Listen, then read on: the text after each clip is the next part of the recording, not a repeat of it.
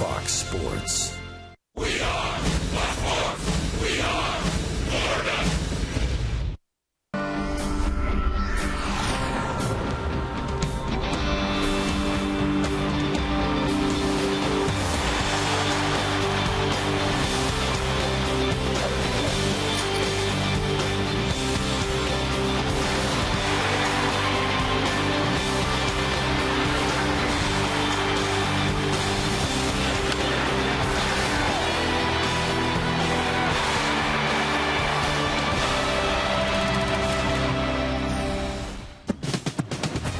Last night, the Marlins and Nationals opened the second half, and it was all Z's in more ways than one. Jordan Zimmermann was super on the mound for the Nats, part of Major League Baseball's best rotation.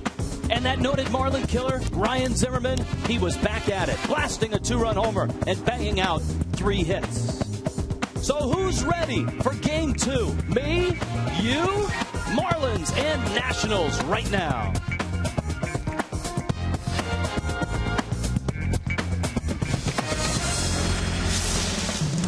And right now at Marlins Park, crowds arriving. Game 2 of a 4-game set. The Nationals have the best record in the National League. They padded it with a win in Game 1. The Marlins have fallen 4 under.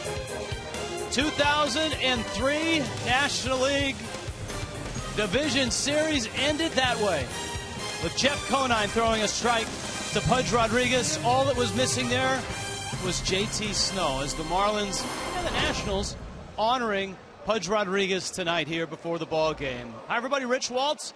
I'll be joined by Jeff Conine after he changes out of his Superman suit and into his coat and tie in about 10 minutes. You've got a ball game tonight between the Marlins and the Nationals that both front offices have a lot of interest in, because at the top of the shopping list in the offseason for the Miami Marlins and the Washington Nationals was a left-handed starter. And at the top of the 2 lists were these 2 guys, Gio Gonzalez and Mark Buehrle, and they face each other tonight. We start with Mark Buehrle. Of course, his entire career pitching in Chicago, a big part of it for Ozzie Guillen.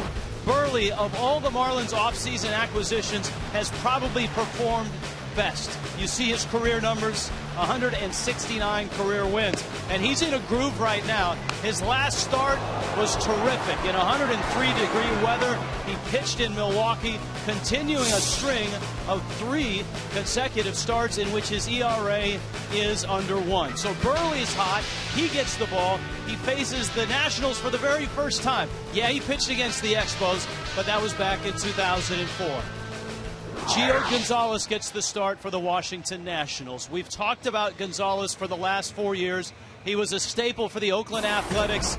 The Hialeah kid finally gets a chance to pitch in South Florida. The Marlins saw him in Oakland. He beat the Marlins in Oakland, but this is a big night for this youngster. His mother has purchased up to 600 tickets, we are told, and he has been dynamite this year with 12 wins, tied for the National League lead. It's Gio Gonzalez. It's Mark Buehrle. Oh, yes. Tonight's the big night for the Pool Boy competition. There's a lot going on tonight. Marlins and Nationals coming up.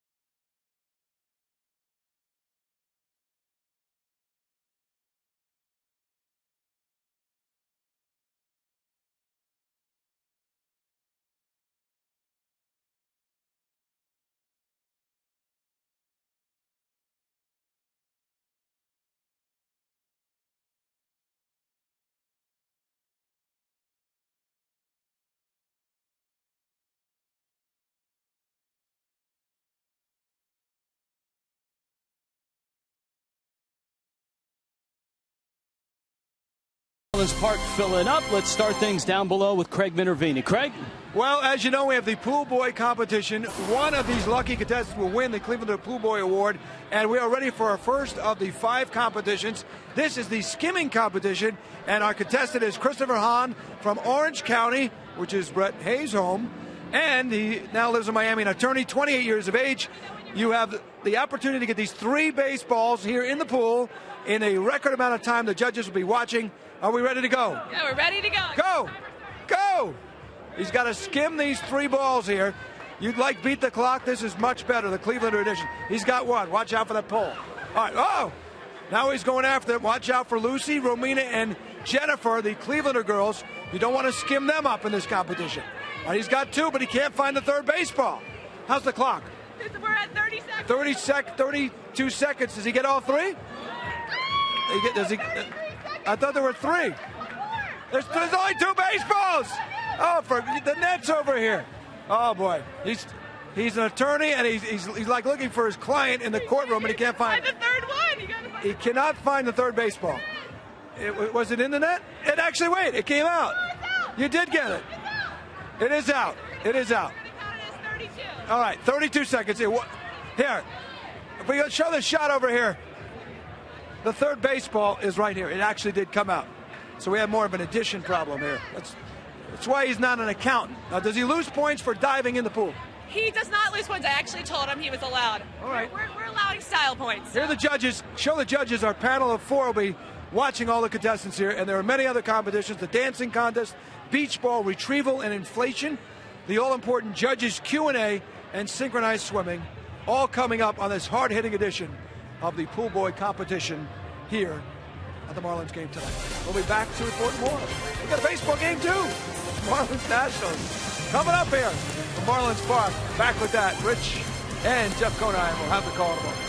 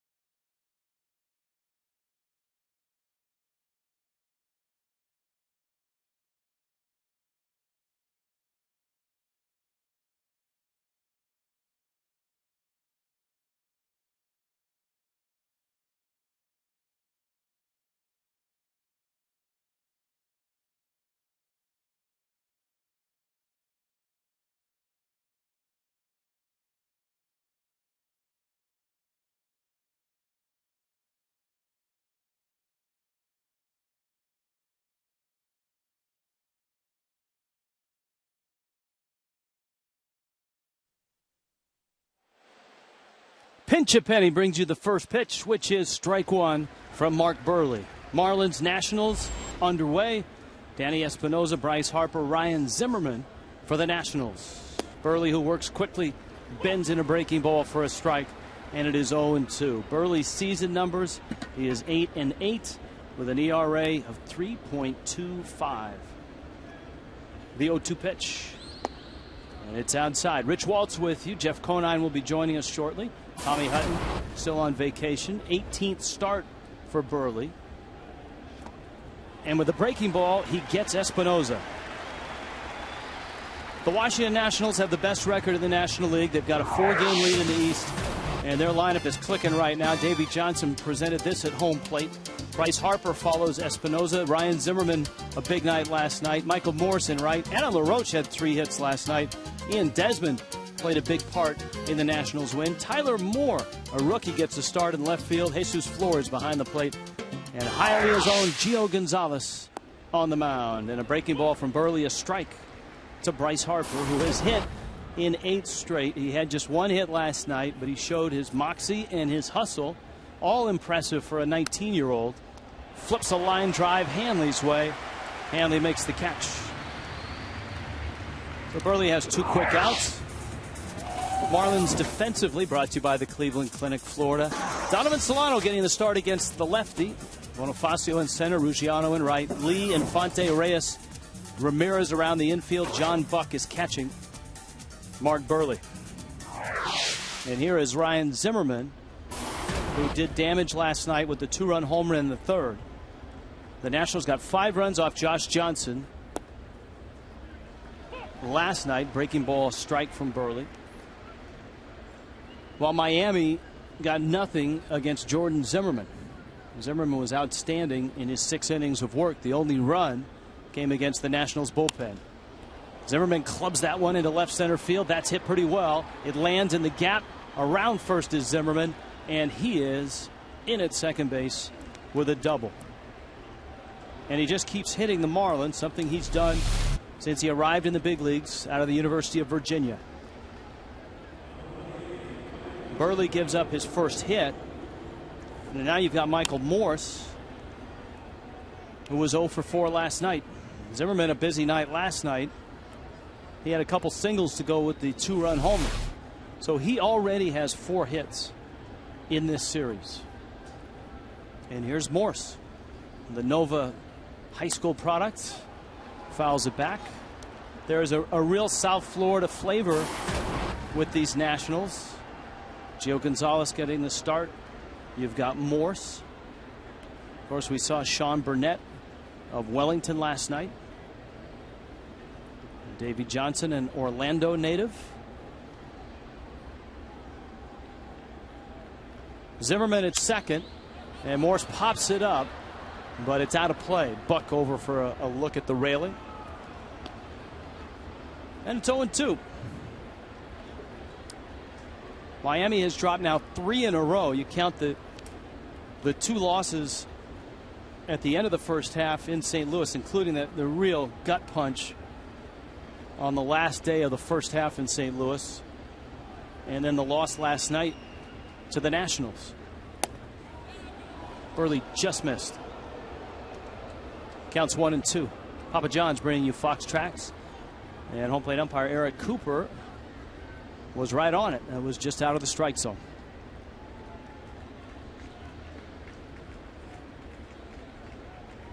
One-two pitch coming. There's the changeup. Burley, percentage-wise, throws more changeups than anybody in baseball. And he's on a terrific run right now.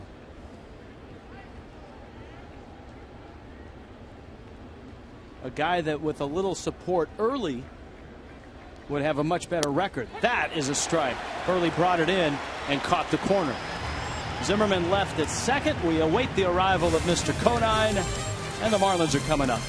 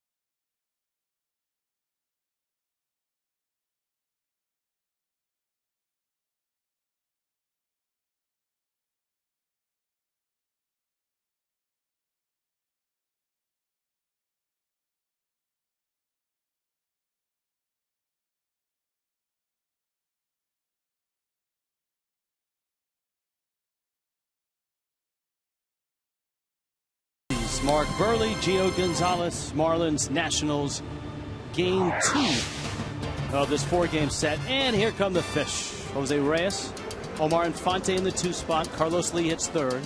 With the lefty on the mound, Justin Ruggiano hitting cleanup. Hanley hitting 5th. Emilio Bonifacio, the switch hitter, in center. Donovan Solano gets a start in left. John Buck will do the catching. And Mark Burley is on the mound. And there is the pride of Hialeah, Gio Gonzalez. Terrific as an Oakland Athletic. An all-star last year. Won 16 games. Even better this year as a Washington National. 12-3. An ERA of under 3. And he throws a fastball for a strike. Rich Waltz now joined by Jeff Conine. Not a 1-hop strike, but a 2-hop throw to the plate. Nicely done with that ceremony honoring Pudge Rodriguez. You always say you see things in the big leagues you've never seen before. And I mean, have you ever seen a pregame ceremony like that before, Rich? No. First pitches, yes, but a throw from left field, no. Reyes swings and misses. You did warm up. I know you told me you were going to throw a lot just so that you wouldn't be embarrassed, and you weren't. But you did have to mention the 2-hop instead of the 1-hop. That hurts. It was accurate, though. It still would have had JT Snow. In fact, that throw that you made tonight, I think, was maybe more in line with the plate than the throw you made. Here it is. Not bad. Not bad. That was tonight. Reyes with a 1-2 count on Gio Gonzalez. Now here was the real thing, and I think people forget that a shallow left field and you were charging hard.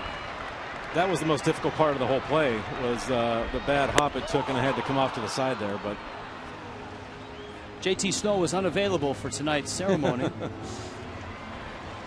But it was great to see Pudge. He, of course, finished his career with the Nationals. The Marlins honoring him here for the 2003 season that he had. And we get a chance to look at 2 outstanding lefties.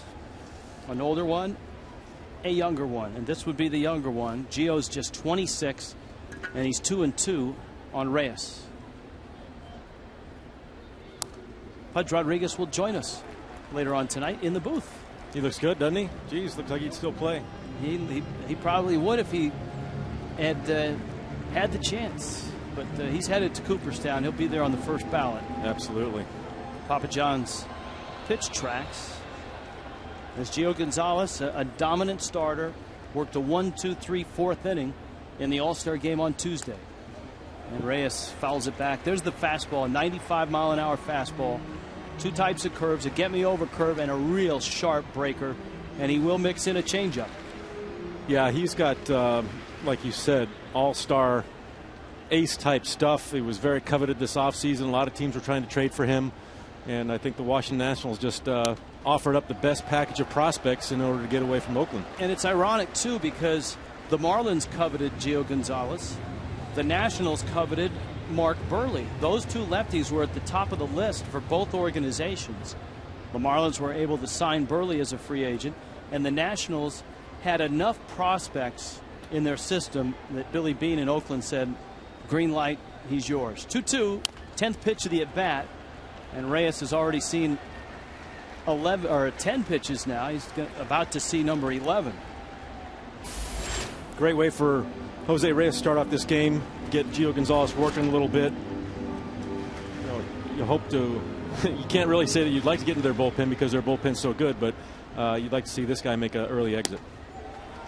One of the questions for Gio Gonzalez is how amped up is he going to be pitching in front of friends and family. His mom and the family, they've arranged for a lot of tickets, a lot of people here to see him tonight. Here's the 3-2. There is a great video online.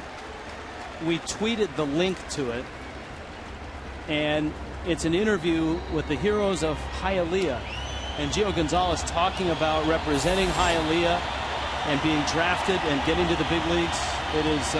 It's a terrific watch. Check the Twitter feed for that link at FS Marlins on Twitter. Reyes is at bat with a pop-up is going to end in the glove of LaRoche, but not before he pushes Gio Gonzalez into double digits in his pitch count. All right, I'm going to put you right to work. Here's the defense brought to you by the Cleveland Clinic, Florida.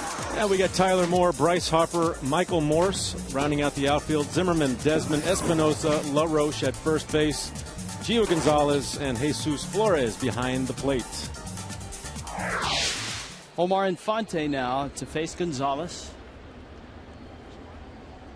One of the ironies here tonight, as you see Infante, not only the fact that both lefties were on each team's radar in the offseason, but Ozzie Guillen was the skipper of the White Sox when they drafted Gio Gonzalez. Zimmerman soft toss to first, and he gets Infante. Let's scout Gio Gonzalez, shall we?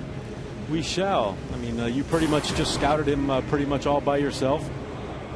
Local product. You're going to see some electric fastballs, 92, 93, up to 95, maybe not even 96. Like you said, a couple different curveballs. He's going to be a kind of a get me over backdoor type curveball, and then his power big time curveball that he uses for strikeouts. And you're going to see a lot of really good stuff in the strike zone. Marlins going to have the top of their game tonight. Carlos Lee now, a fastball that misses outside. Lee, a couple of singles last night. 4 hits as a Marlin, and Gonzalez splits the plate. It is 1-1. Logan Morrison getting the night off with the lefty on the mound. I'm sure he wasn't complaining too much about the night off tonight. Morse is there, and 1-2-3 for Gio Gonzalez in the first, on to the second, scoreless.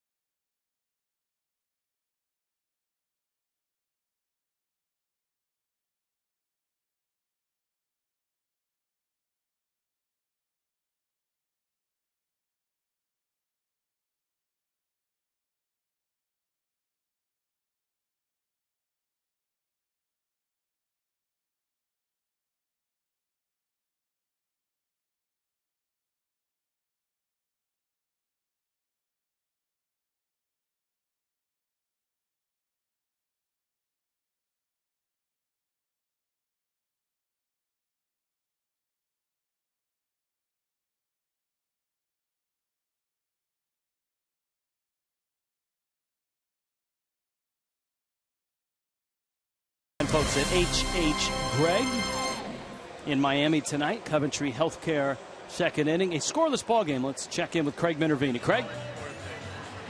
Hey, Rich, thank you very much. We're getting ready for the next competition. As you take a look at our judges here, we have 4 judges that are getting ready for part 2. By the way, it was Christopher, I believe it was Christopher, actually Stephen won the first competition for the skimming at 17 seconds. So now it's the dance competition coming up. And we will have that for you and come back in just a moment to see who wins round 2. Remember, this is the Pool Boy competition with the winner becoming the official Clevelander Pool Boy. All right? Yep, and we're bitter. Jeff and I both applied, and neither of us made it through to the final round. Adam LaRoche, though, may be an honorary member of the Pool Boy squad before too long, because right now he owns the Marlins. He is 4 for 5 in this series with the single to right. Ian Desmond, Tyler Moore, and then Jesus Flores. As the Nationals hit here in a scoreless second. Desmond rolls one up the middle, might be 2. Infante Reyes with a quick turn, and there's a double play.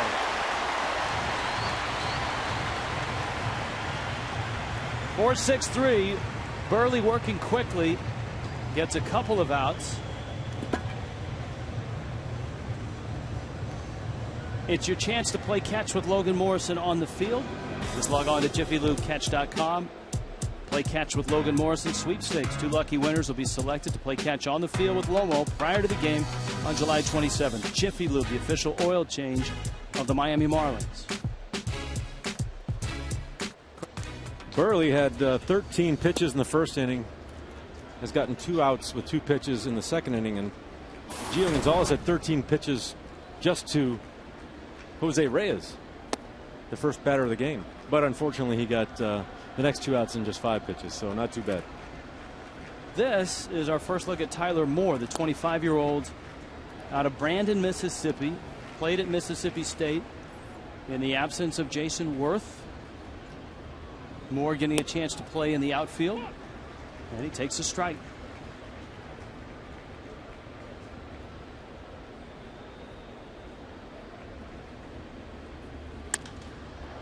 In the air, left field. Donovan Solano out there tonight. He surrounds it and makes the catch. Onward, upward. Oh, the swimsuit competition in the Clevelander.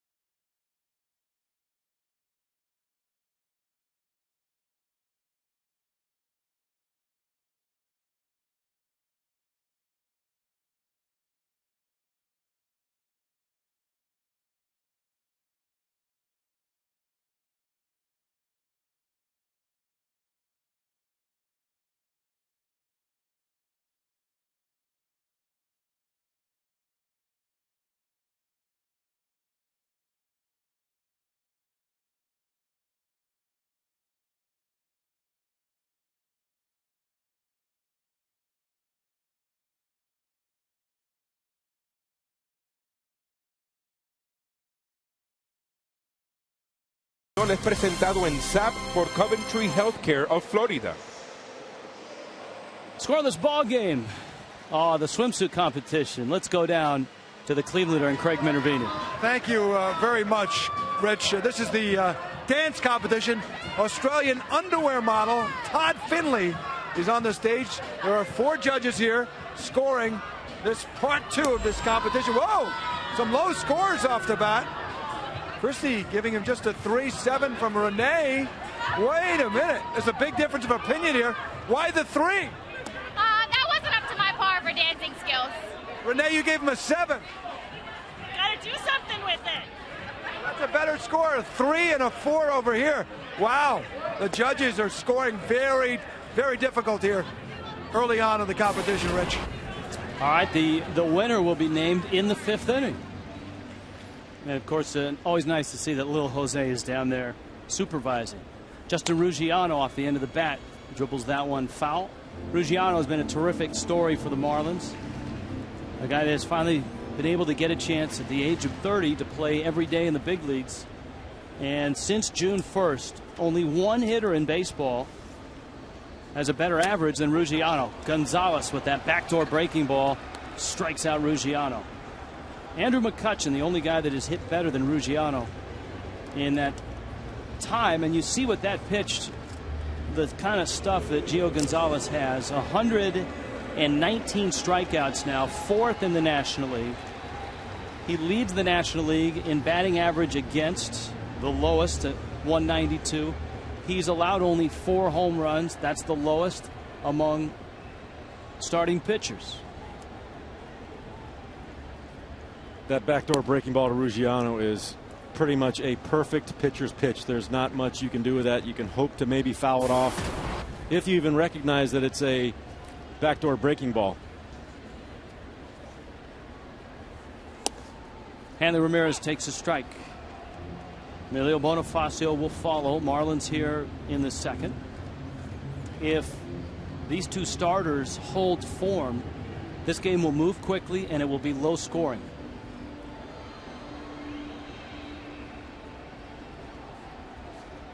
Well, we know the gentleman on our side of the field, the Marlins side of the field, is definitely going to be working quickly. I think he's probably got one of the lowest time averages in the National League as far as getting games in under 3 hours. He's a getaway dream, getaway day dream. Here's the 1-2. Burley has won his last 3 starts. Gonzalez has won his last 4 starts.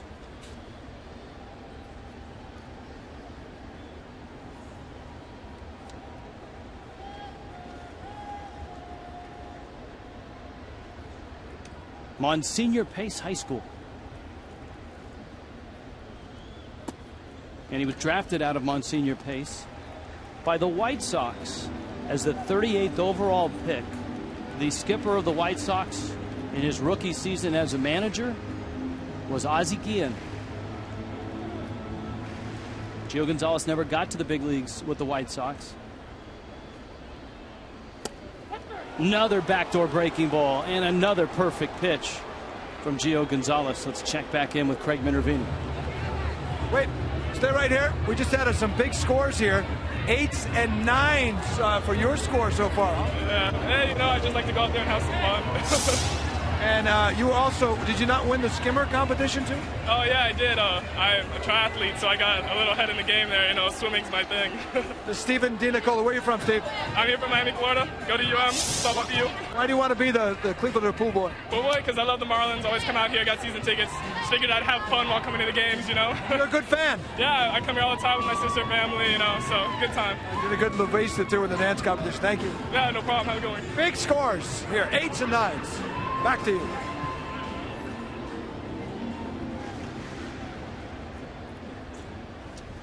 Normally we're able to add insightful comments on the action, but with that, I think the pictures tell the story.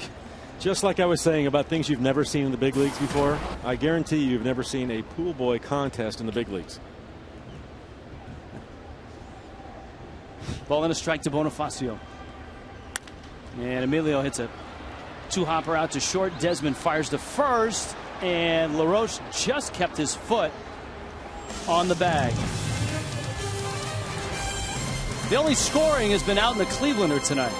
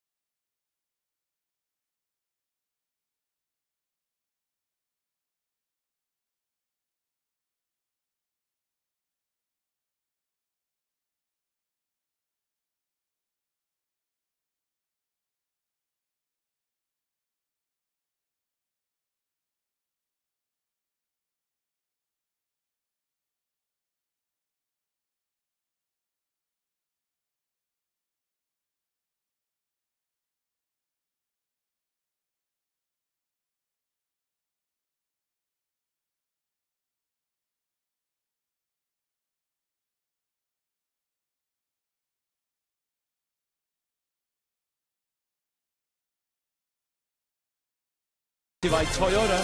Visit your local Toyota dealer today for great deals on the amazing lineup of Toyota vehicles. Toyota moving forward by AT&T, the nation's largest 4G network. AT&T, rethink possible. And by Papa John's. Right now at Papa John's, get any large pizza, even specialties, for only $12. Night falling in Miami. Pool boy competition going on, and a sharp single to left by Jesus Flores to open up the third inning. And the Nationals have their third hit against Mark Burley. They've got a hit in every inning. They had a leadoff single in the second, erased by a double play ball, a 2-out double by Ryan Zimmerman in the first, erased by a Burley's own backdoor breaking ball to strike out Michael Morse. Here comes Gio Gonzalez. And certainly he'll be trying to push Flores to second with a bunt. And you got the top of the order. Well, one of the reasons why these guys do throw such quick games is their walks and hits per innings pitched are incredibly low. Gonzalez at 1.11, which is 11th in the major leagues, and Mark Burley at 1.13 is 19th in the major leagues. So we got two top 20 whip guys in the same game, and the pace is showing that. There's the bunt. Burley off the mound has it, spins around, and he'll tag Gonzalez out. And so Gio Gonzalez executes nicely. That's one of the things that was impressive about the Nationals last night. They did all the little things right. They did the big things right as well, like the Zimmerman 2-run homer and the Flores 2-run single. But Davey Johnson's ball club hasn't just arrived here on big hits. They do the little things well. They obviously have a very deep and talented rotation, and as you pointed out, don't overlook the bullpen, whose ERA is actually lower than the rotations. And those little things add to those add-on runs, especially late in the ball game, that give such a cushion for their starting staff. Gets a tricky hop and throws out Espinoza. Flores has to hold on at second. Harper's coming up, and so is the legal portion of our telecast. The copyrighted telecast presented by the Miami Marlins may not be reproduced, retransmitted in any form. Accounts, descriptions of this game may not be disseminated without the express written consent of the Miami Marlins. So here's Bryce Harper. He lined to Hanley Ramirez his first time up.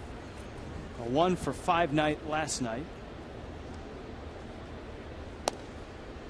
The little things and the hustle embodied certainly by Harper last night, taking second on the single that was bobbled by Logan Morrison, stealing third when Hanley Ramirez and Jose Reyes were having a conversation on the infield grass and were not paying attention. I was talking to some of the guys in their clubhouse today, and just say this kid really respects the game of baseball. He plays it hard. He respects its history. He respects the players. And, you know, we heard a lot about his brashness in the minor leagues coming up. And I think that left a bad taste in a lot of people's mouths about his makeup and just making maybe a mockery of being here. But they say he's been a model big leaguer since he's been here. Well, I think all of that left some doubt in people's minds until they saw him play. Burley checks the runner, the 1-2 pitch. Strike three calls. Mark Burley. Man, there's been some good curveballs thrown by these two lefties so far tonight. Burley strikes out Harper. A scoreless game in Miami.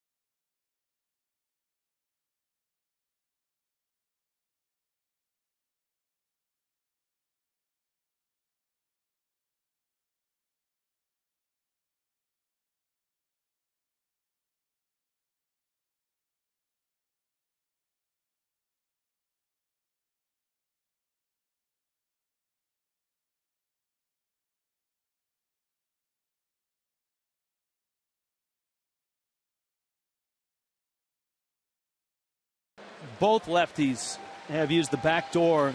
This one, though, against the lefty, I guess, would be the front door. Exactly. We call this the front door curveball. You see John Buck set up outside, but look at the look that the umpire gets on that pitch. Even though he missed his spot by a clear 18 inches, which is the width of the plate, he still called it a strike. Eric Cooper's been all over it. All of the borderline calls he's been right on tonight. That's a great example of what the umpires really tried to emphasize 4 or 5 years ago. Get away from catchers framing pitches and bringing it back in the strike zone, or if a catcher has to reach across the plate, not giving the pitcher that strike. Yeah, they're almost punishing the pitchers, and which is a hitter you're all in favor of. But as a defender, and you're out on the field and you see a ball go right over the outside corner, but he wouldn't give it to him because he was set up in, and almost like punishing him for missing his spot. Donovan Solano, John Buck, and Mark Buehrle.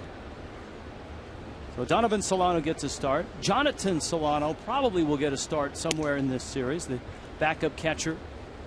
And Donovan's older brother. The parents who were here for that series the first time the Nationals were in town are not here. They're watching, and if you are watching in Columbia, both your sons say hello as Donovan Solano hits it high and foul. And as you mentioned, just the 12th and 13th players in Major League history from Columbia. His brother actually called up when the Nationals were here.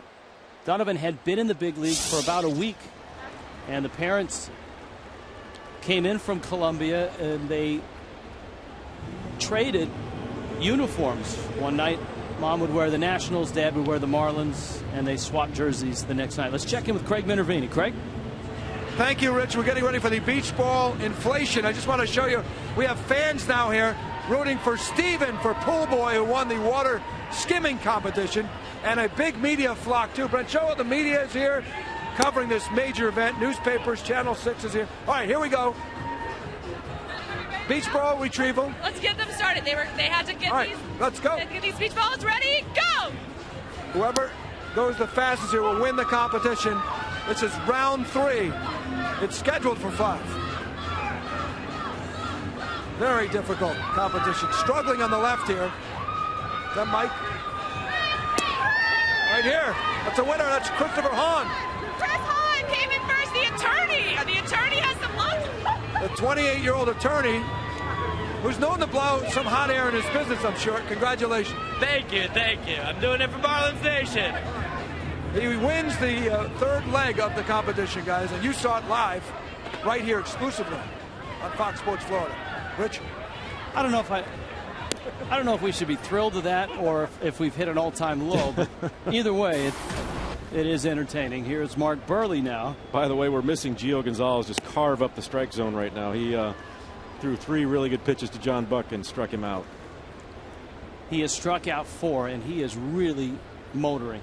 Burley's up there, and Mark Buehrle just runs into one and knocks it foul and out of play. Gonzalez has done his work in 43 pitches. Buehrle, much more economical, 26 pitches.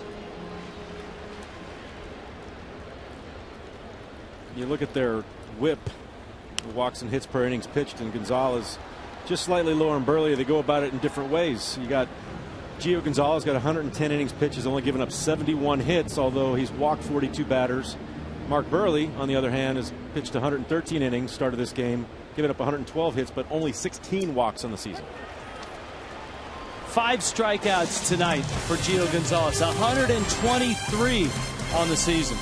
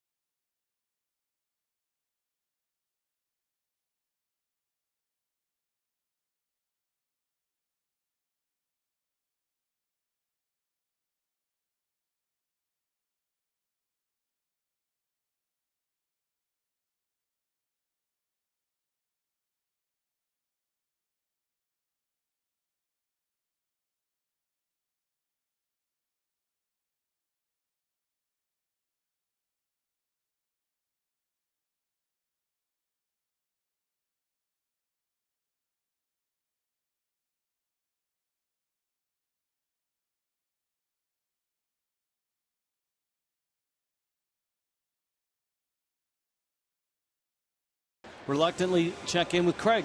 All right, Rich, yes. Here's the Q&A portion. Always a big determining factor in going for that pool boy.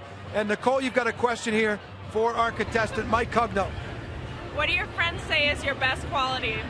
What do your friends say is your best quality for the 23-year-old Florida State communications graduate? Yes, sir. I like to have a lot of fun. That's basically why I'm here. I'm the party starter. All right, very deep. He likes to have a lot of fun. Question number 2 here for Luis Santa Esteban. Yes, sir. And this is from our judge, Christy. When you're named the Cleveland or Marlins Park Pool Boy, what will you do first? What will you do first if you win the prestigious title of Cleveland Pool Boy? Oh, the first thing I'll do is give all my friends a shout out at home. I was actually not supposed to be here. They did it for me. It was a dare. They did all the paperwork, everything. I didn't know till today, so I'll be happy. I'll be proud, and then I'll do the best job I possibly can. All right, could be a lifetime thrill here, guys. Let's go back to you. All right, thank you. Mark Burley and Gio Gonzalez trading zeros. Top of the 4th, Ryan Zimmerman, Michael Morse, Adam LaRoche. Zimmerman doubled in the first. Burley's been sharp. Gonzalez has been overpowering. Now they count 2-2 to Zimmerman, who only has 4 hits in 5 at-bats in this series. A double, of course, the 2-run homer last night. Changeup pulled foul. Burley just getting it done like he normally does. I mean, the last 3-4 starts he's had has been some of the best starts he's had all year. Really spotting his pitches in the outside parts of the plate. We saw him with a front door curveball to Bryce Harper. And when you're throwing top speed of 85, 86 miles an hour, you need to hit your spots, and he's been doing that excellently lately. Breaking ball misses inside. It's the second time through for the Nationals, and the Marlins will get their second look at Gio Gonzalez, who has been absolutely perfect in his 3 innings. Back to Burley. Got the glove down quick and fires to first. With his 1 out here in the 4th, AT&T brings you our trivia question tonight, not related to any pool boys. 1995, Ramon Martinez no hits the Marlins. Who was the only base runner in 95? Well, Jeff Conine is sitting next to me. He's usually the default answer for Tommy Hutton. So it's appropriate that in a question like that, you're here. Off of Hanley's glove, Reyes picks it up, throws to first, and got it! Oh, wow! Jose Reyes off the deflection from Hanley Ramirez. Michael Morse is a spectacular out number 2. This is teamwork, folks. Kids, that's why you never give up on a play.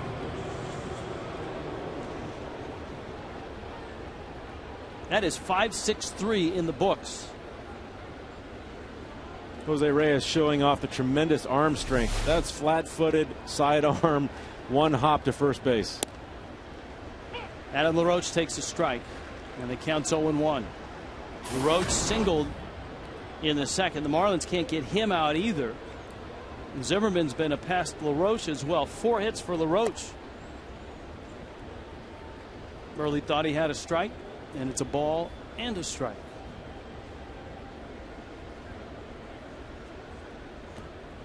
One thing about Mark Burley, if he doesn't get a call, it doesn't seem to be any big deal. It's give me the ball, and here's the next pitch. Absolutely. And I think that's what makes him great. He gets back up on the mound. His defense is always ready to play because of that. He gets up and throws strikes. Mark Burley, a 1-2-3-4. Gio Gonzalez turn in what has been a spectacular night for both lefties.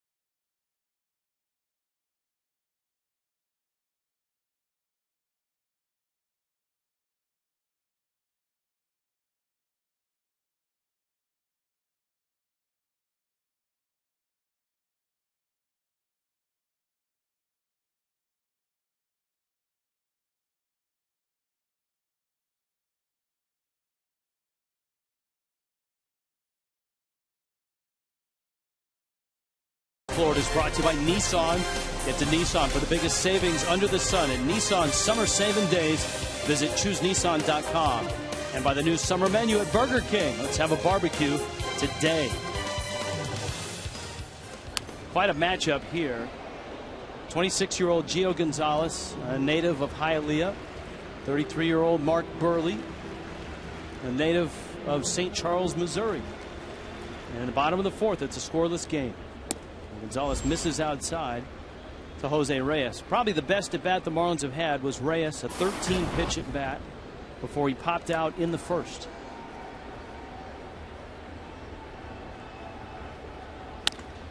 Reyes up the middle into center field. That's a base hit. And the Marlins have their first hit, and they've got a base stealer aboard.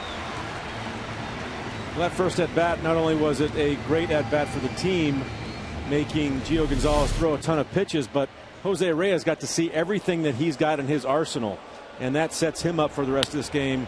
He's not going to be surprised by pretty much anything now. That ball was a very good pitch on the outside part of the plate, and he was able to get a barrel on it. Ozzie Guillen has said that with Emilio Bonifacio back in the Marlins lineup, he would like to get back to running, and running a lot. The Marlins were not in a position to really do it with their speedsters last night. They did get 3 stolen bases, but they were all from Justin Ruggiano, who kind of did it in sneak attacks. Now you've got Reyes, and everybody in the ballpark knows that he wants to steal second base. I think he, after Bonifacio went down, I think he has become a little more timid on the bases. He has not been as aggressive as we saw when Bonnie was in the lineup. And I don't know if it was a function of Bonnie not being in the lineup and he being the only guy that they might be focusing on him, but I'd love to see him take some chances and get going. He bluffs, and Infante tries to bunt and pops it foul. The Marlins were down from the get-go last night and in such a hole that they really didn't have a chance to put the game in motion and get rolling. They were down 3-0, then fell down 5-0 midway through the ball game. Not always easy to get a clean jump off a lefty, especially a lefty that you haven't seen a lot of.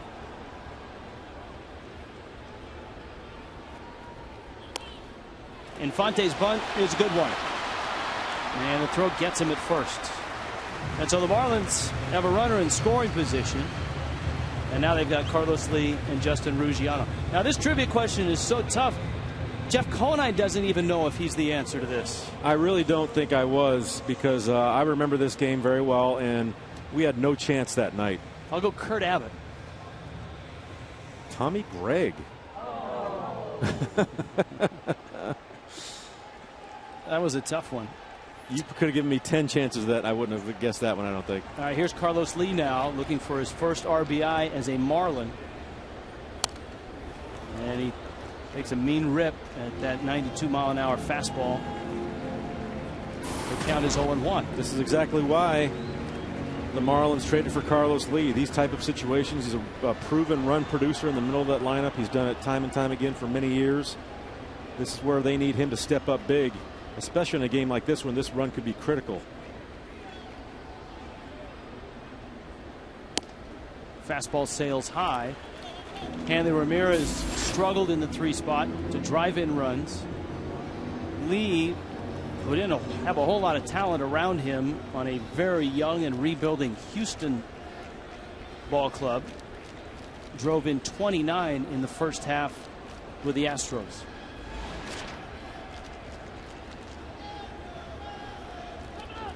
Time call. You know, Gonzalez was drafted by the White Sox, and then the White Sox traded him away, and then traded to get him back, and then traded him away again, and that was all while he was a very young and developing pitcher.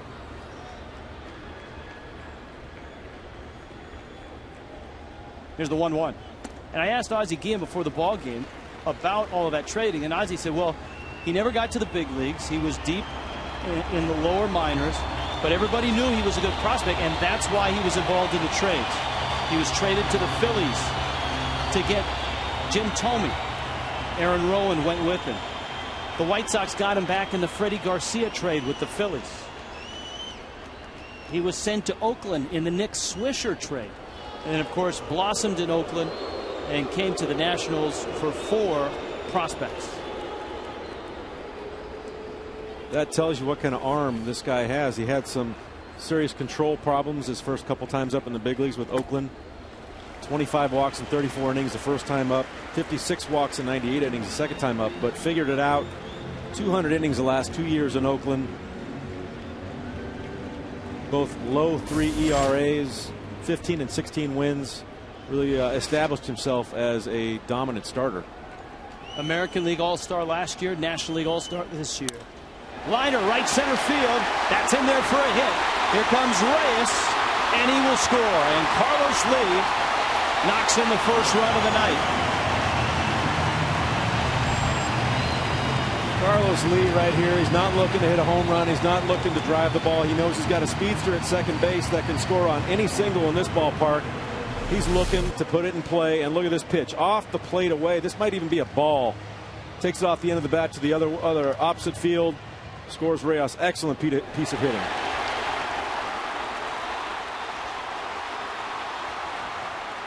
Now here's Ruggiano. High fastball that he pulls foul. So the Marlins have a 1-0 lead. The Atlanta Braves are the closest team to the Nationals in the East, and the Braves came from behind to beat the Mets 8-7. That leads us right to our Tico standings, updated with the Braves win and the Mets loss. The Marlins, with the loss last night, fell 9 back of the Nationals. Or excuse me, 10 back. They were 9 back. They'd like to get back to 9 if they can win tonight. The significance of Atlanta's record at 48-39. Atlanta right now is the second wild card team, because you've got Cincinnati and Pittsburgh going into play tied at the top of the Central.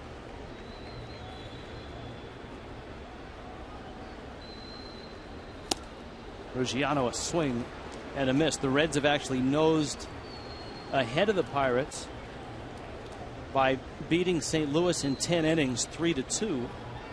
And so the Reds are now at 49-38. The Pirates a half game back. They trail Milwaukee 2-0 in the third. 1-0 Miami here.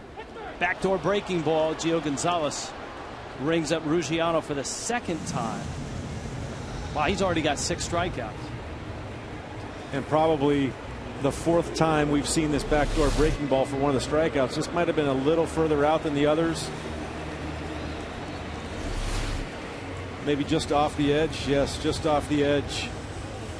Yeah, but still, I mean, when the baseball comes in contact with the black, that's considered the black of the plate. Hey, you're talking to a hitter here, pal. That's a ball. I know you're a card-carrying member of the Hitters Guild, but I have to stand up and represent not only the pitchers in the pitchers union, but the left-handed pitchers wing of the pitchers union tonight. Gonzalez, 5 of his 6 strikeouts tonight have been looking.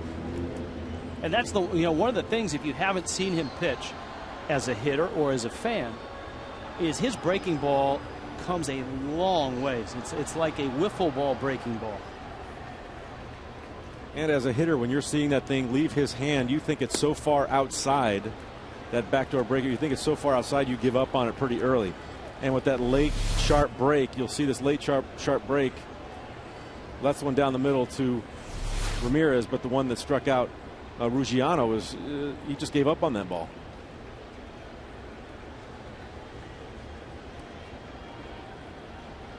Ball and a strike to Hanley Ramirez. And Gonzalez misses up and in. And it's 2-1.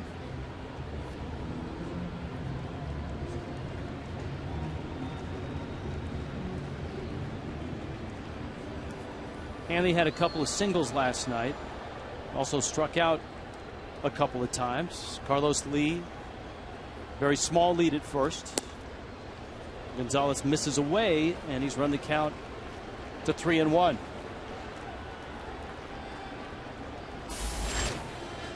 You look at the dominance of this Washington Nationals pitching staff.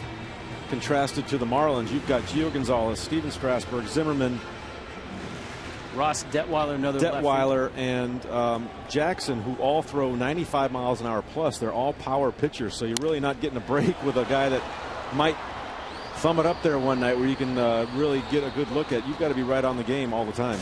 Marlins get their first hit and their first run off of Gio Gonzalez. It's 1-0.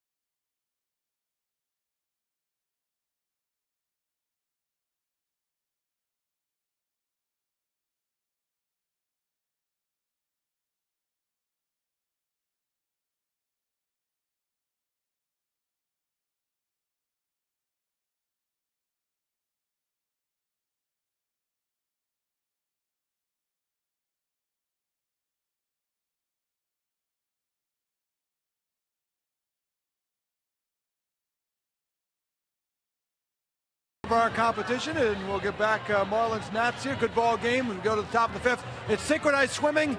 You ready to cue them? We're going to do synchronized swimming today. Let's go. Our 5 contestants are ready. Final chance to impress the judges. Here they go. We have one with the cap on.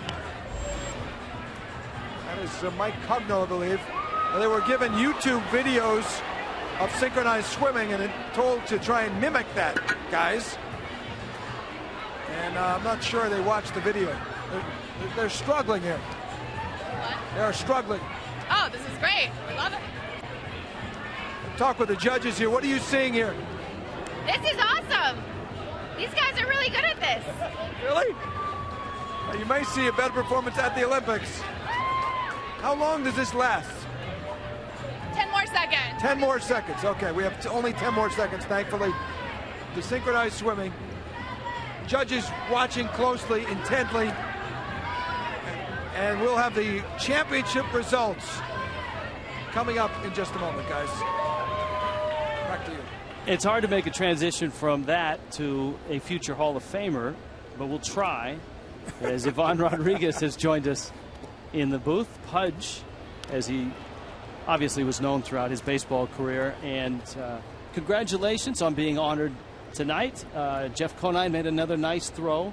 You didn't have to withstand a charge by JT Snow, but it was a very nice ceremony down there. No, actually, this throw today was better than the one that you did. That's what I said. That's what I said. It was more relaxed than that. Much more relaxed. But I got a question for Jeff. Okay. How his elbows doing? It's you see this part right here? It's a little swollen. It's okay though. It's all right. Here's the throw. I'm a little bummed it was 2 bounces. That might be hurt. A little bummed. I got it hurt. Little bummed. So just be honest with me. No, man, I've been throwing batting practice to my kids' team. I'm in good shape right now. Right. Okay. I was under the impression that Billy the Marlin was going to play JT Snow. Burley has picked off Desmond. The throw hits him, though. And he is safe at second base. Remember, we talked about the little things that the Marlins did not do.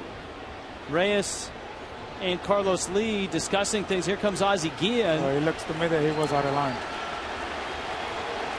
And we'll see if Desmond... You've got 3 feet once you establish the baseline. Let's see if he moves 3 feet in this process. Well, you're taught as a base runner when you get picked off to try to move into the line of the throw, but you see he was quite a bit out of the baseline. Yeah, it is. See where he starts running. He's on the dirt, about 2 feet on it. He's in 2 feet on the grass. Yes, it is.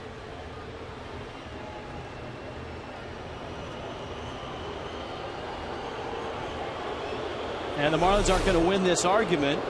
Desmond, that's a heads-up play. If you can get away with it, that's a heads-up play. You know you're going to be out. You absolutely know you're going to be out, so you try to get in the way of the throw, and you get a call like that, you've done your job. And it obviously changes the at-bat now for Tyler Moore.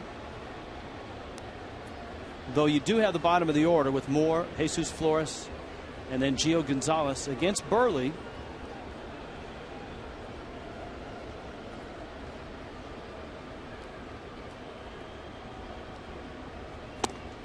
And Burley misses inside. Now, Pudge, when you were a Detroit Tiger, you saw an awful lot of Mark Burley on the other end. Yeah, absolutely. You know, Burley is a pitcher that you have to call timeout. You know, he's so quick, and that's why he's been so good through his career. You know, he's a guy that, you know, the catch and get into the rubber and throw. And when you have a pitcher like that, you know, definitely you wanna have those kind of pitchers in your team, because that way, you know, you keep the infield and all the position player ready to go. And you know, it's been great so far. You know, for 4 innings, you know, he's been keeping the ball down and make them hit the ball in the ground. So, you know, with the lineup that these Nationals have, you know, keeping the ball down is very important. And you're very familiar with this Washington Nationals absolutely, lineup. Absolutely, Just especially from those guys. Especially this kid is hitting right now. You know, I get a chance to see him in the minor league where I'm doing rehab last year for a week. And this kid is going to be special. You know, he got tremendous power. Got some serious power. Absolutely. Watch him take BP, hits him up in the Budweiser area. Very strong kid. You know, he have an idea in pitching selection. So, you know, he's going to be good in the future. You, and we were talking about this the other night as Tyler Moore walked, with Ryan Zimmerman, who was the keystone, the guy that they've kind of built this team around. He went through some really lean years in Washington. To watch Zimmerman now run out there with this team, and you saw the building process up close as well, it's got to feel pretty special. Yeah, absolutely. You know, and plus I'm very happy for him that they give him that contract so he can stay, you know, in that ball club for long term for now. And you know, he's a key guy from this ball club, and you know, with these young teams, you know, with young guys that they have in the field, you know, the Desmonds and the Harpers and the Strasburgs, and that bullpen that they have is pretty good bullpen. You know, they have a great team. I think you know, is the reason right now that they're in first place. You know, they come to the ballpark and work hard every single game. You know, you know, when we in Washington, you can see, you know, all the infielders are come early and get some ground balls and get early work. And when you do that, and when you have a ball club that come to the park and prepare themselves to play a 9-inning game, 27 hard outs, you know, is you know, everything's pay off, and that's what happens right now. Burley with a changeup. You were, by the way, a 260 hitter against Mark Burley. I think it was 36, 38 at bats. Niner, you faced Burley much? You get a chance to see him? I did face him when I was with the Orioles in 2006 in the American League. Not exactly sure what I did off of him, but broken bat. Reyes won't get it, and it's into left field. The base hit, and this game is tied. And that play at second base now is enormous. The pickoff by Burley, but the throw from Lee that hit Desmond in the back. Jesus Flores delivers a broken bat single. Nationals at first and second. Now you've got Gio Gonzalez in a bunt situation. Good pitch by Mark Burley. Breaks his bat just out of the reach of Jose Reyes.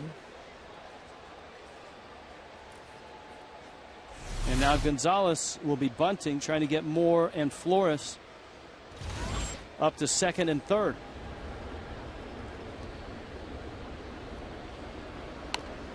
Good bunt. Burley off the mound, goes to third and gets the out. Very good play. The Gold Glover, we talk about it all the time, how well he is able to field his position.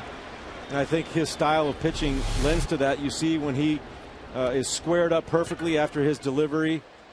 And look at the quick release right here. He knows he's got a shot at third base. Hanley stays in there with a good play. I think this is going to be a game of bunting and move the guy over, because when you have those two pitchers, you know, they throw a lot of strike, pitch fast, you know, it's all into the manager. So, you know, when you bunting in the 4th inning, that tells you how good they are. Now you've got the leadoff man, Danny Espinosa. Burley has won 3 Gold Gloves in his career. The man sitting next to me, what, 13? I think so. I don't know. You know so. That was on that glove, stitched on that glove you signed for me. I did okay. 13 times. How about that? I did okay. Yes, Better you did. than okay. Yes, you did. I was a victim. I was a victim at first base. He picked me off when we were in Texas. Oh, yeah. I'm glad that you know that. Fly ball right field. Ruggiano drifts back, makes the catch. Tagging and heading to third is Tyler Moore, and he'll arrive there. Family Sunday coming up tomorrow. Nationals Marlins 110. Come on in costume for Star Wars Day. Kids get a Logan Morrison toothbrush courtesy of University of Miami Health System. It's a toothbrush holder. Kids can run the bases, of course, after the game in the Diamond Dash. Go to marlins.com. That was Flores that arrived at third base. And you make a point of that. You know, I tell you, you picked me off at first base, but you know, I don't think people realize Pudge, not only did he throw guys out at second, but the base runners were so worried about it getting picked off at first that the leads were shortened down. Secondary leads were shortened down. So they're not scoring as many runs. You're not as aggressive on the base paths. So what you did, especially for our team in 03, because in the playoffs, he didn't even attempt a stolen base. He completely shut down the running game, which gave our pitchers, I mean, heck, they had nothing to worry about. Yeah. Well, basically, you know, when I try to pick a guy out, you know, try to back it out, you know, a throw, basically I just do it to keep it close to the base, and you know, I did that so many years. I did that so many years that I throw the ball to first base just to keep it close. So so the middle guys, when they turn the double play, it wasn't, you know, too close. But you know, I'm lucky enough that you know pick a lot of guys out in first base. But to be honest with you, you know, all the years that I played, what I tried to do mentally was just to keep it close to the bag. Okay, now with 2 outs and the bags loaded, Burley facing Ryan Zimmerman. If you were behind the plate, Pudge, how would you pitch to Zimmerman? Well, Ryan, he's a big boy. You know, I will walk him as a power hitter like he is. You know, I just try to keep him from extending his arm. So, you know, maybe changing some speed, you know, get the ball down and away, and probably pitching backwards. You know, I think probably that was my philosophy when I was a catcher. You know, just, you know, try to take the weakness out of the, just find the weakness of the hitter. You know, make sure just, you know, stay in, show something in, and back it up with some fastballs in, because we know, Jeff and I, we was a hitter, and one of the most difficult pitch to hit is a very good quality fastball inside, and to keep it to keep that pitch fair is very hard. So, you know, he's in good shape right now. Let's see what he's doing. Check swing, and he ran that one away. Well, he's good. You know, that's how I tell you how quick he is. You know, I say some couple of words to you, and all of a sudden he's 1 and 2. So he works quickly. You know, as long as he stays down, you know, he's going to get any ground ball anyway. It's interesting that this year you don't see many guys calling timeout with Mark Burley on the mound. It just doesn't happen very much. No. There's the fastball, fastball in. And it was not a strike according to Eric Cooper. I will tell you this: if I'm me, I double up that pitch. I come back in there again. And it was not a strike. It was in. And the count's now 2-2. Are you looking for that one, Jeff, right now? Am I looking? I'm looking for him to go back away right now. Is it back away? Good pitch. Soft changeup, and he gets the strikeout. But the Nationals get a run. It's a 1-1 game going to the bottom of the 5th. Halfway through in Miami. We'll talk about this play with Pudge Rodriguez when we return.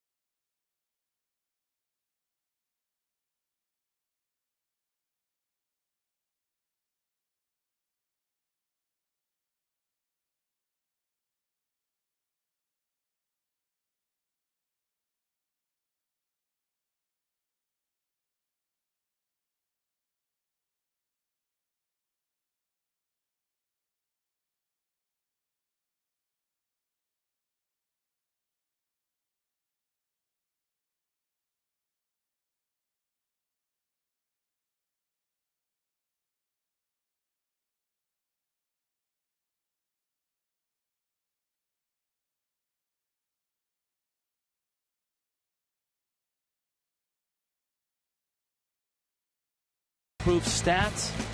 Ryan Zimmerman, 10-4 in games in which he's homered versus the Marlins, are the Nationals against the Fish.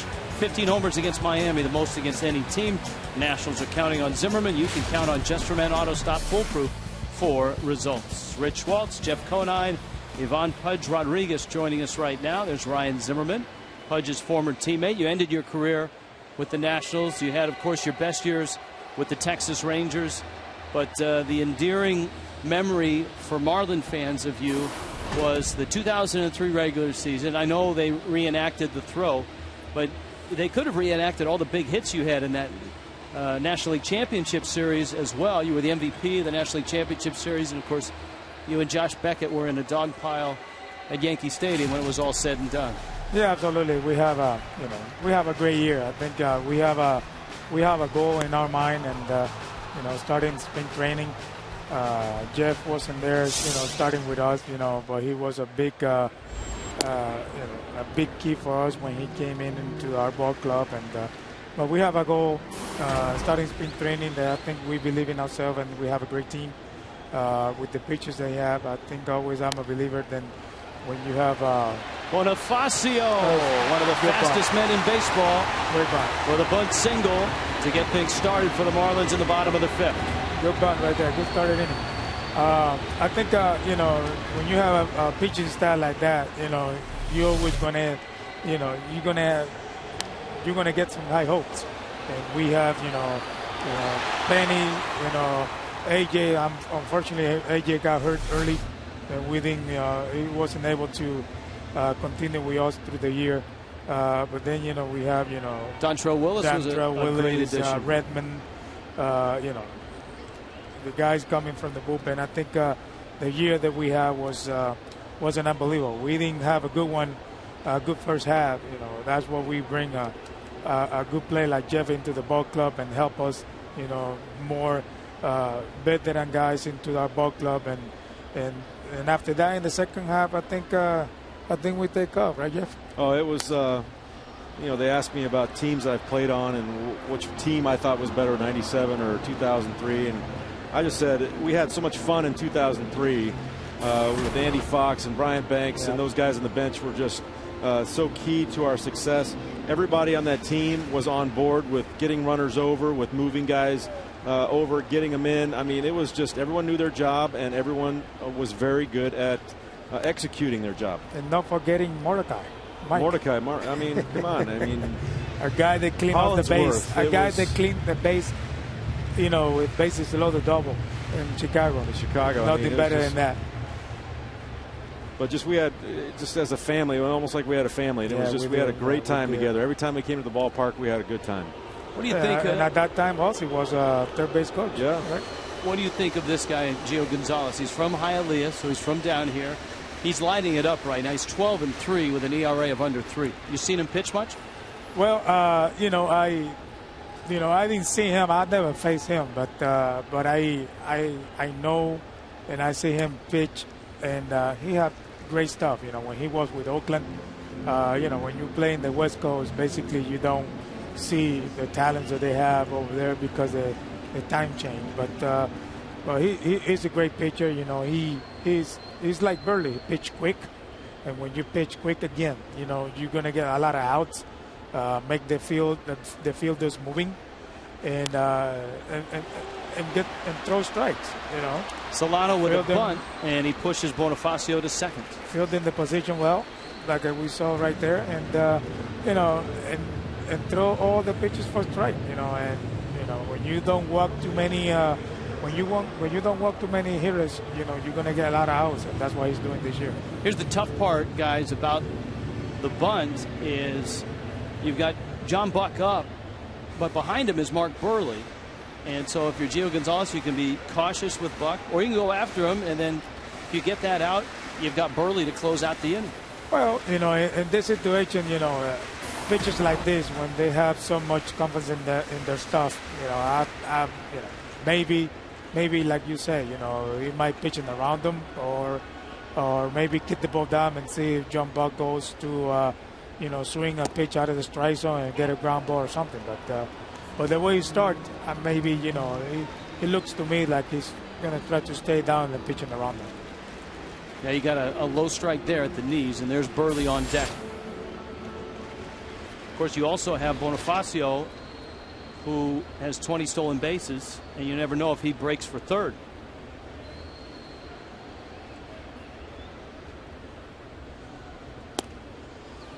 It don't look like he's going to pitch it around. Yeah, no. Once he got that first strike. I was going to say, this guy has got guts, and he's aggressive out there. I think he wants to face that pitcher with 2 outs. Absolutely. And that's good to see a pitcher like that. You know, he doesn't take any for granted. You just go and pitch and throw strikes. That's good.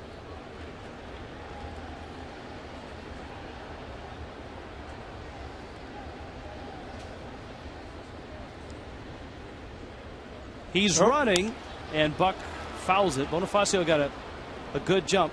Gonzalez is not real quick to the plate, and Bonifacio back to second. The count's still 0-2.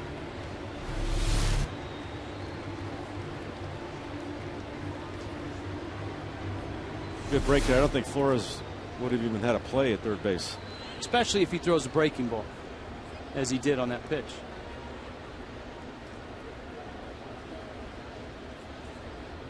Count still 0-2. Espinosa has cut in, trying to keep Bonifacio close. A liner into right center field. That's a base hit. Bonifacio around third. He will score. Big, big hit by John Buck.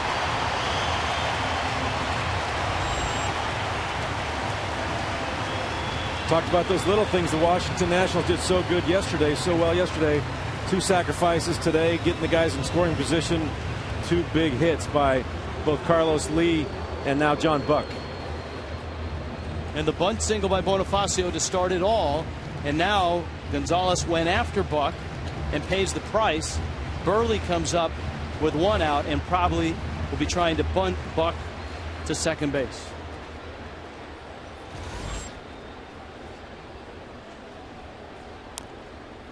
Drops it down, foul. Pudge, of the catchers in the game right now, and you're not far removed from the game, who are the guys that you like to watch on television? Which catchers do you like to watch the most? Well, I'm a fan of every catcher. I think when you play in this level, you know, means that you're a great player, and you're good in what you do. But if you ask me some guys that I can say they're great catchers, you know, I got a few. I have to tell you, you know, and you know, Yadier, you know, is you know, no-brainer. He's the best catcher right now for me in the game of baseball. You know, I can say, you know, McCain, you know, Brian McCain is good. Posey from the Giant is a great, you know, is a great catcher. I think, you know, they're great catchers in the game. You know, I'm sorry if I miss another good ones, but I think, like I said earlier, you know, all the catchers that are in the game right now, you know, they're here for the reason. They're here because they're good. Burley unable to bunt. Buck to second, and now Reyes comes up. Reyes is popped out and singled. 2-1 ball game, real good ball game. Bottom of the 5th here in Miami.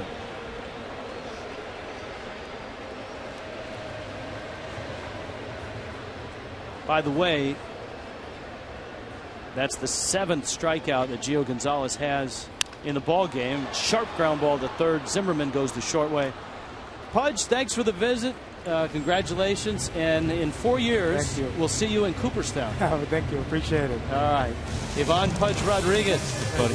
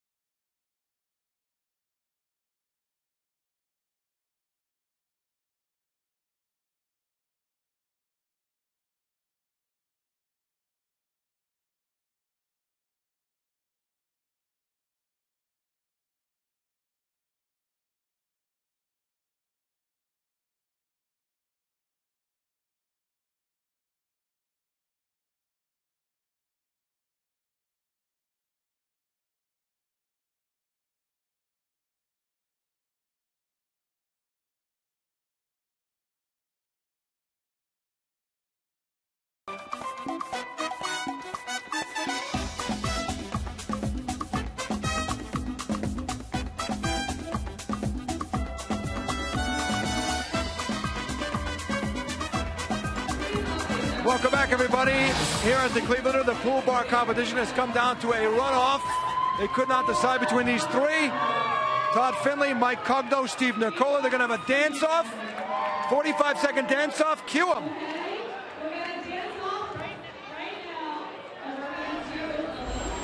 Go.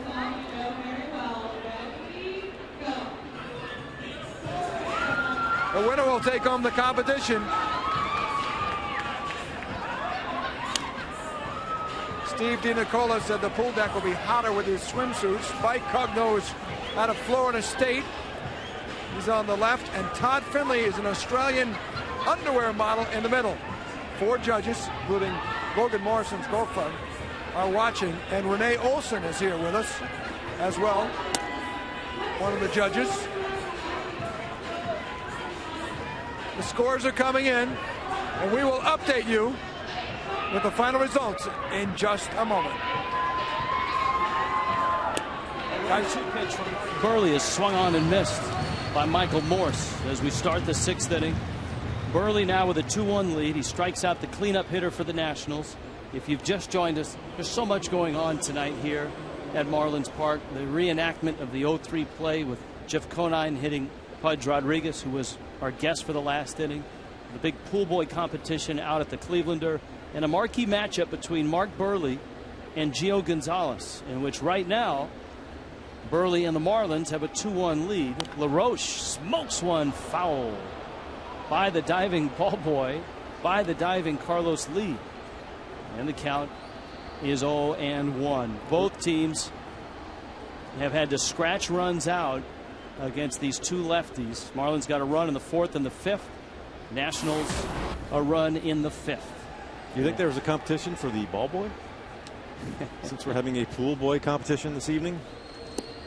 Well, the difference there is that there already were ball boys, and Major League Baseball, Jeff, if you didn't know it, did a study and found that 42% of all baseball fans, television, in park, on the internet, are female. 42%. Did you know that? I did not know that. Swing and a miss. Did you know that Mark Burley has a great changeup? I did know that. That being said, we've had so much fun in the Clevelander that many of the 42% voiced, maybe not displeasure, but voiced their opinion that there should be something for the ladies out there as well as the men. So that has kind of spawned the pool boy competition. Well, that's fair. It is. So I know that you cringed while watching the dance-off, but 42% were not cringy. Is that what I did? Cringed? Here's the pitch to Desmond. It's a breaking ball that misses inside. Ian Desmond. There's another Florida connection. Sarasota, Florida. 3rd round pick. His brother-in-law, a Colorado Rocky pitcher. And Desmond is a guy that, and I said it last night, we have watched him grow up before our eyes because we remember him as a real young, raw shortstop when the Nationals were filled with real young, raw players. And he has matured into an all-star. And leading the Nationals in just about every category. Burley gets a ground ball Infante's way. Mark Burley, outstanding, with a 2-1 lead.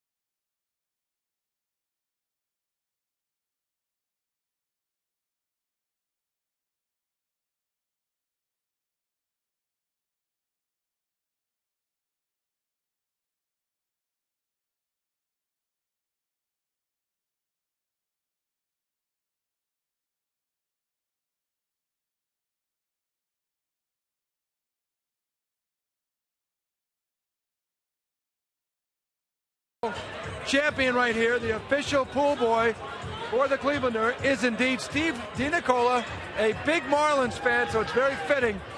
And you're from Miami. Yep. Congratulations, 9.5 average in the dance final. Thank you, thank you. What did it for you, do you think? I definitely think it was the booty shaking. The judges said they liked that, so I had to give them what they wanted, you know. You go to University of Miami, what are you studying? I'm studying engineering, and I'm on the triathlon team. So I think that helped a little bit too with the swimming. And on your resume, you'll be able to put Clevelander pool boy. Yeah, now I can put I was a pool boy at the Clevelander at Marlins Park. Put your robe on. Congratulations. Thank you. Way to go. Steve DiNicola is the heavyweight champion of the pool boy competition.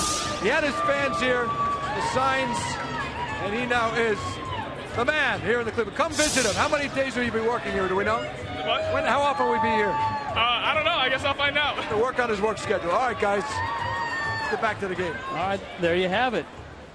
Nicely done. A little low viste to finish it off. Carlos Lee with one out. Gonzalez spins in a breaking ball. 2-1 ball game. Carlos Lee knocked in the first Marlin run in the fourth.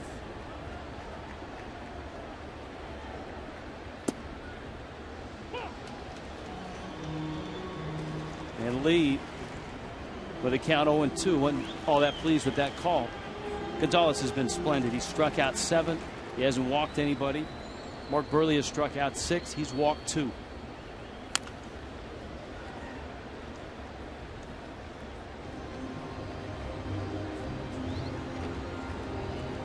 Pitch 3, the one he just swung at. And you see 2, the one he didn't like. But it was there on the black, at the knees and on the black.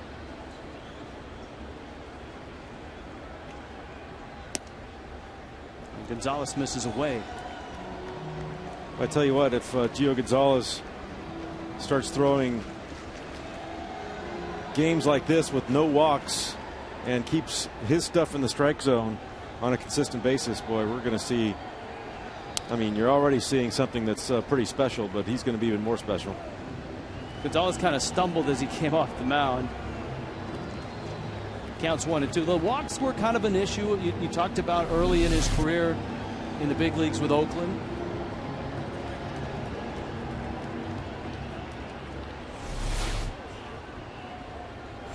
But none tonight.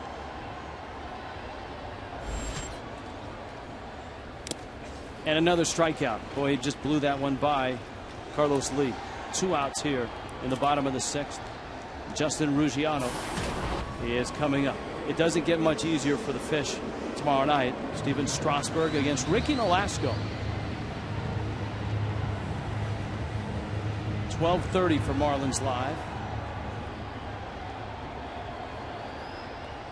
Now Ruggiano, who's obviously been hot, has struck out twice against Gio Gonzalez. That's how good Gonzalez has been tonight with his 8 strikeouts.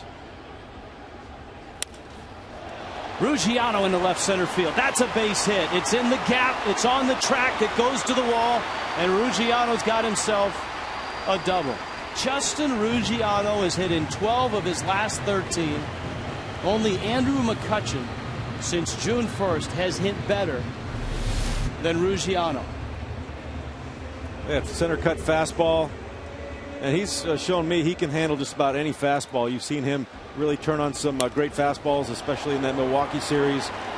But you know what? This guy's a .295 career minor league hitter. He's gotten some consistent at-bats, consistent playing time, which he lacked so far in his career in the big leagues. I think he's one of those guys that they thought showed a lot of promise. They gave him a very brief audition, if you will, in Tampa Bay, and they said, oh, he isn't really doing it, so they'd set him down, and he's been nothing but a great surprise here. Fastball. Hanley didn't like the call as he peels out of the box. And the count's 0-1. He and Eric Cooper exchanging words.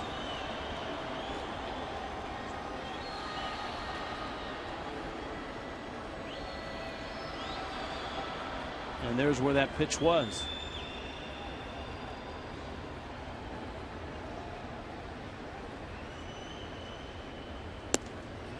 That one misses away. Well, of course, Ruggiano, when he was in the Rays organization, Crawford, Upton. Desmond Jennings was on the rise.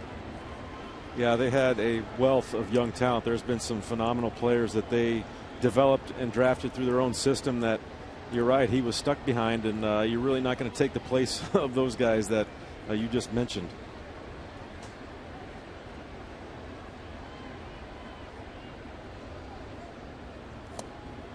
Ramirez with a big swing and a miss in a spot here where the Marlins don't need a big swing and a home run. They could just use a line drive somewhere and try to add a run in a 2-1 ball game. Both times that Marlins had runners at second base after getting sacrificed over, both Carlos Lee and John Buck went the opposite field. They both hit singles to right center field to score that run from second base. Gonzalez the 1-2 in the dirt, blocked nicely by Jesus Flores.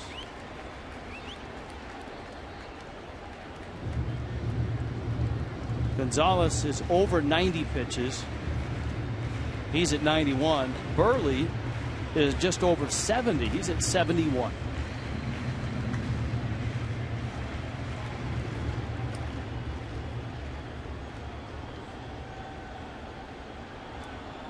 Good speed with Ruggiano at second. The 2-2. Breaking ball and a little tapper foul. We told you that elsewhere in the National League East, the Braves scored 3 times in the bottom of the 8th to come back and beat the Mets 8-7.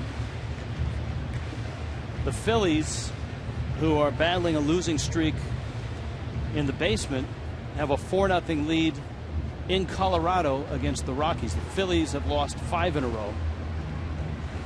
Atlanta, with that come from behind win, has now won 6 in a row.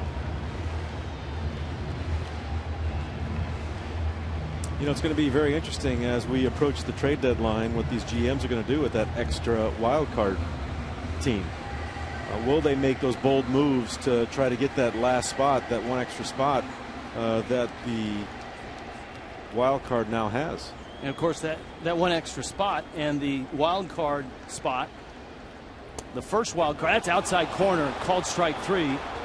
Hands on hips. Ramirez doesn't like it. Cooper's had a good night most of the night, and the two will discuss. Gio Gonzalez has punched out 9 Marlins, but Miami leads it 2-1.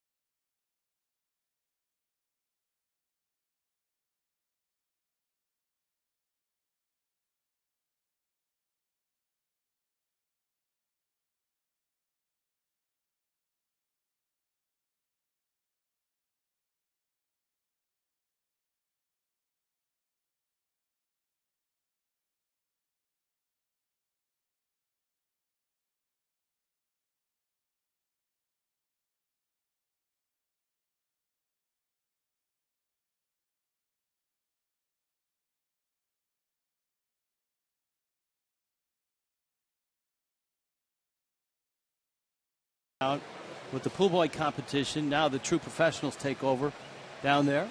JM Lexus game reset. Into the 7th inning ventures Mark Burley. Gio Gonzalez and Burley have been locked up 5 hits aside. 2-1 Miami. Gonzalez was stifling early. Marlins got their first hit and first run in the 4th. And so here we go with Burley only 71 pitches in. He gets Tyler Moore, Jesus Flores, and then the 9th spot, Gio Gonzalez. You know, even though Mark Buehrle, you mentioned pitch counts at 71 pitches, Mark Buehrle leads the Marlins in innings pitched, but has only gone over 100 pitches in half of his starts. Only 8 of his starts have resulted in pitch counts over 100 pitches. You got Craig Stammen up in the Nationals pen. The difference for Gio Gonzalez pitching in the National League as opposed to last year in the American League. If this were the American League, Stammen wouldn't be up because Davey Johnson wouldn't be thinking about pinch hitting for him in this inning. That's the importance of having a one-run lead in a pitcher's duel in the National League as you get into the 7th or the 8th. Off the end of the bat, it squirts up the middle into center field. Tyler Moore with a base hit. That one I think may have even fooled Buehrle off the bat. Yeah, I was wondering if he might have even pulled back because he thought Reyes would get it or might have a better chance at getting it.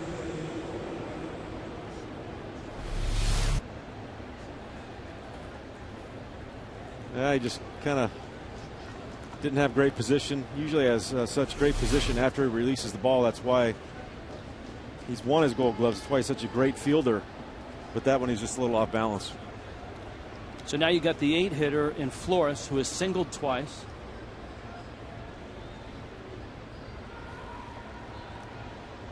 And Buehrle goes over, trying to see if maybe Flores is tipping his hand. There's Mark DeRosa on deck.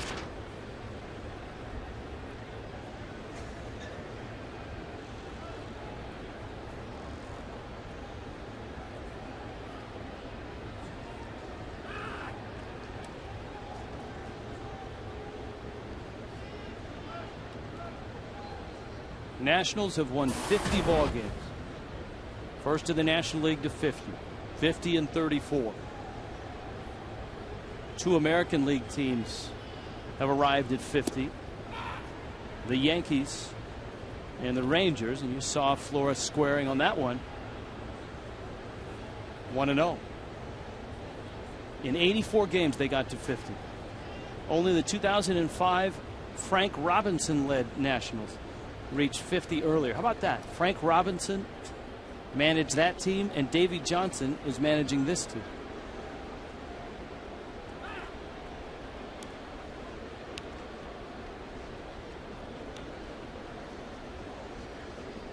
I mean, Davey Johnson really wasn't on anyone's radar 2-3 years ago in terms of managing jobs, hot seats, rumors, and all that.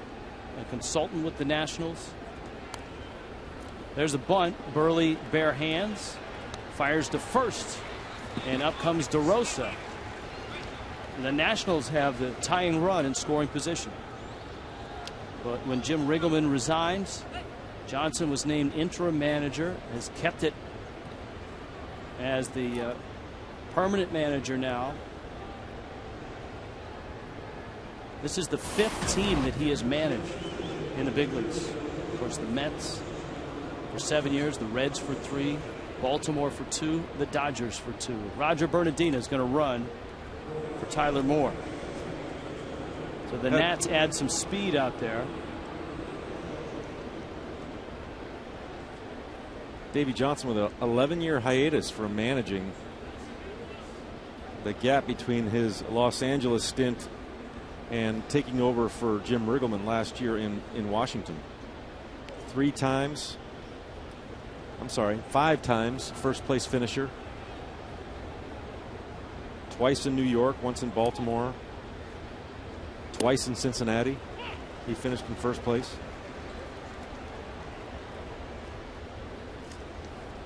And certainly enjoying the ride right now with the Nationals. And ironic that Johnson's managing the Nationals and they're in first place, and the team that he was associated with as a manager and as a player, the Orioles, are having such a great year. Buehrle gets over, Lee shovels it, and DeRosa is out. 90 feet away is Bernardino, and now Buehrle has to get Espinoza out to get out of the inning. You can find your beach this summer with Corona Light, offering 31 lucky Marlin fans the chance to win 4 tickets and a $100 Marlins merchandise gift card. Visit your local participating Navarro pharmacy and look for the Corona Light display for details on how to enter and win. Relax responsibly. So the Marlins have extracted Gio Gonzalez from the ball game, with DeRosa pinch hitting for him. Which normally you would think would be a good thing, getting a dominant starter like Gio Gonzalez out of the game, but the way the Nationals bullpen has been performing, I don't know if it's such a good thing, because now they can really match up with some of the tremendous arms they have down there in that bullpen.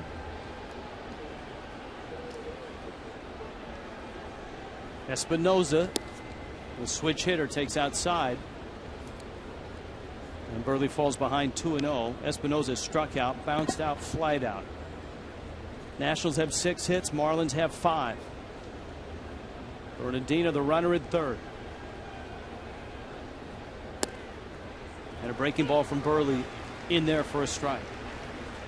I tell you what, both pitchers, both Gio Gonzalez and Mark Burley, have dominated the outside corner with that backdoor breaking ball, just like we saw there from Burley.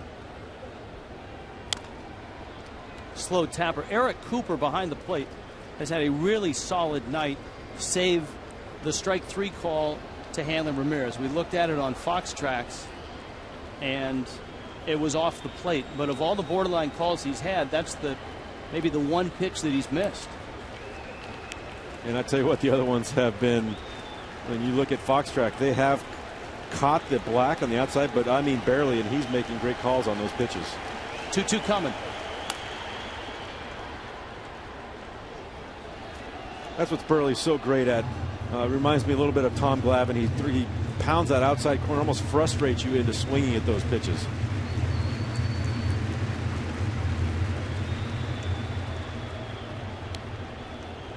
Two and two. Ozzie again looking at his scorecard. Tying runs at third. 2 outs. Top 7. Burley to the plate. Got him with a breaking ball. Strikes out Espinosa, and Mark Burley with 7 in the books. A 2-1 lead. 7th inning stretch in Miami.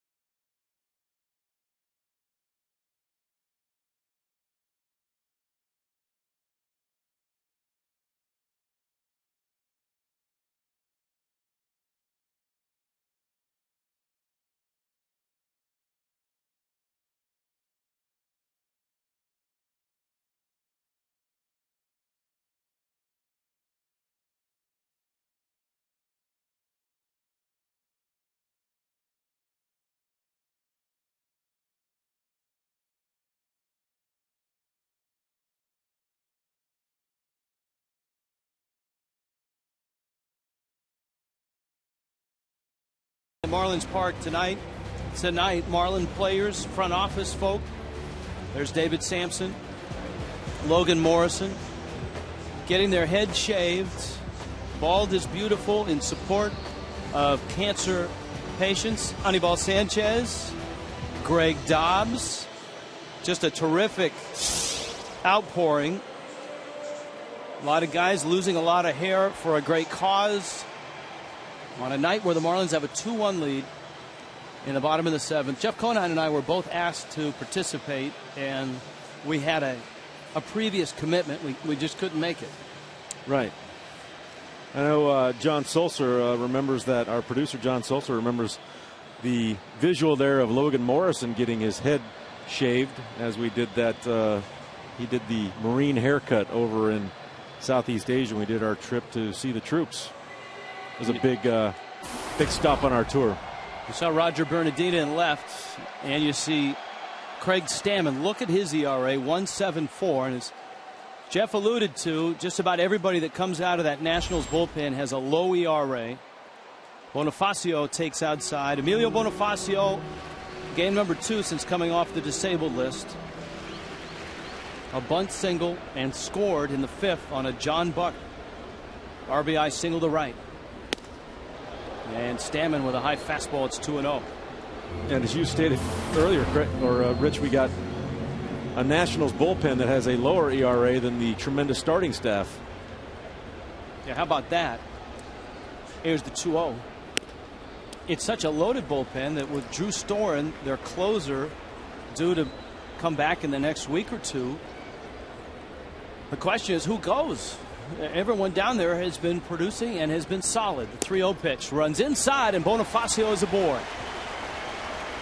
And that's exactly what the Marlins need him to do. Steve McCatty forlornly looking out on the mound. Gio Gonzalez in this one was outstanding. His first start in South Florida. Gonzalez 6 innings, 5 hits. The Marlins scratched out the 2 runs. They were earned. Gonzalez struck out 9 and did not walk a batter. But Burley just a little bit better. Scott Cousins is going to pinch hit for Donovan Solano here. So you've got a lefty to face the right-hander, but you've also got a little bit of protection for the base stealer in Bonifacio.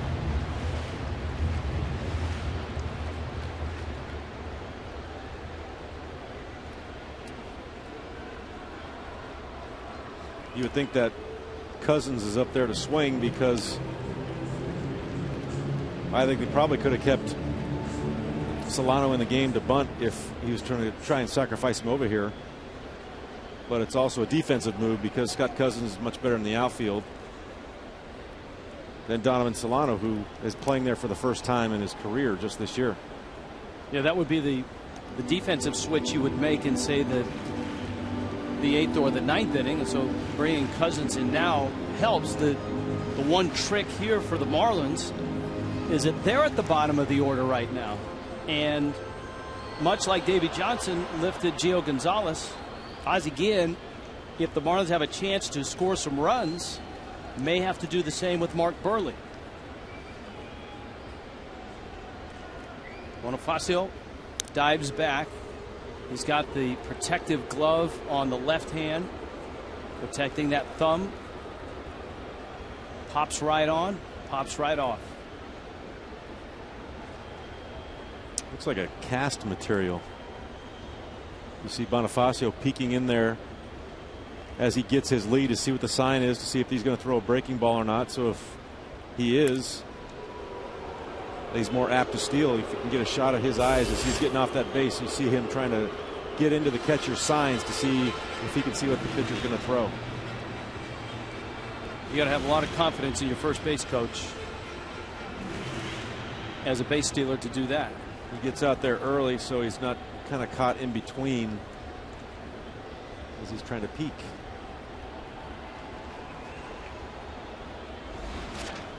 He's running on the 0-1 pitch, swing and a miss, and the throw down not in time. Bonifacio, nice to have him back for the Marlins. He adds such life and energy to the ball club. His 21st stolen base. He's been caught just 1 time. Another excellent jump by Bonifacio. He's just so fast. Unless he gets a really poor jump, he's going to beat that throw down there pretty much every time. And like you said, what a great spark. But look at this hand. Good thing he's got that on there.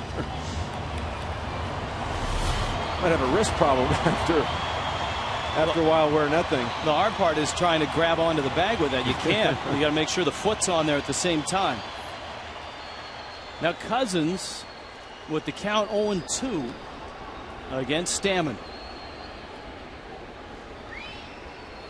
Breaking ball, ground ball, and Cousins moves the runner 90 feet. Nicely done. Excellent job right there. You see him cut down his swing. He's got a plan. He wants to hit it to the right side of the infield so Bonifacio can get to third with less than 2 outs. Short swing, pounds into the ground. Excellent job right there. And that sets up the John Buck at bat. The interesting thing here is that Buehrle is on deck. The infield is in. If you're the Nationals, you could walk Buck intentionally and force Ozzie Guillen's hand.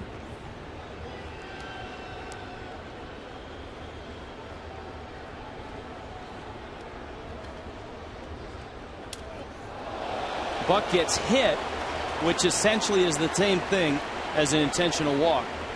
And Buehrle is going to exit, and the Marlins are going to bring Greg Dobbs up to hit. I wonder if that was the intention, that they were just going to throw in there, and if it hit him, fine. If not, maybe they try to walk him, but he's set up way inside there. Stammen just catches his jersey. And now you've got Dobbs with his fresh haircut coming to the plate.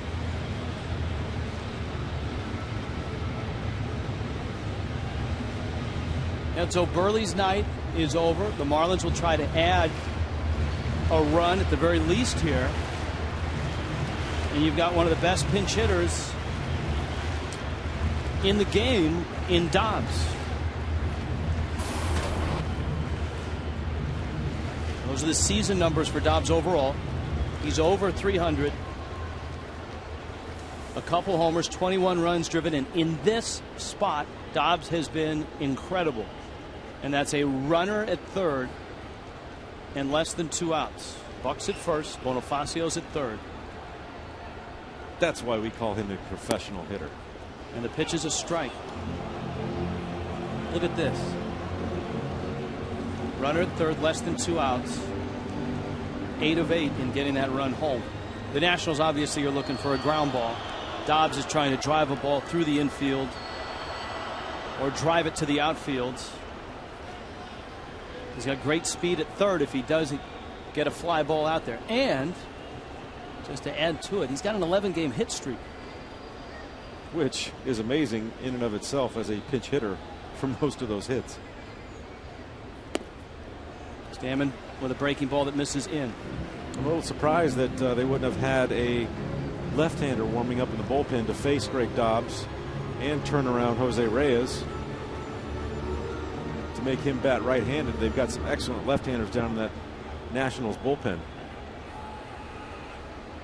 Michael Gonzalez, Tom Gorzolani, Sean Burnett. Those are the lefties in that pen. Sean Burnett holding left-hand hitters to a 180 average. Gonzalez has been a nice addition to that bullpen as well. He's holding left-handed batters to a 100 average, albeit a short sample size. Dobbs went out of the zone after that pitch, and now it's 1-2.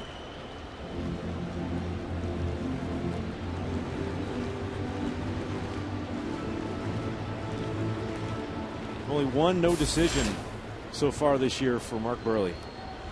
He's got a decision in 16 out of 17 starts. You know, Gio Gonzalez is the same way. Gonzalez decisions in 15 straight starts coming into this one. 1-2 coming. Hold foul. It's a 4-game series opening up the second half. Ozzie Guillen's Marlins trying to erase the memory of the first half, especially that last game, the meltdown in the heat in St. Louis. Last night they ran into the Zimmermans. Jordan Zimmerman on the mound, Ryan Zimmerman at the plate. Tonight against Gio Gonzalez, one of the premier pitchers in the National League, the Fish with a 2-1 lead. Dobbs trying to add to it. Stammen's 1-2 pitch in the dirt. 2-2.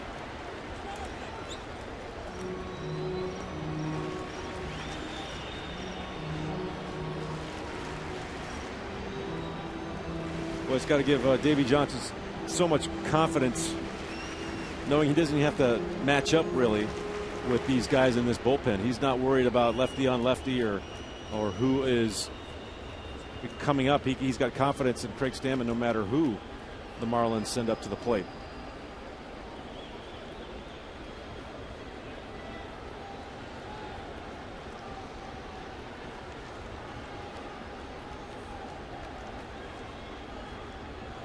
2-2. Dobbs flips it foul. Dobbs is in that battle mode right now. He knows he's going to be throwing him some tough pitches. He's trying to foul off those really tough pitches and wait for one that he can actually handle and get into the air, into the outfield, to drive that run home. With his 9 strikeouts tonight, Gio Gonzalez is in second place in the National League, right behind his teammate Steven Strasburg, who has 128.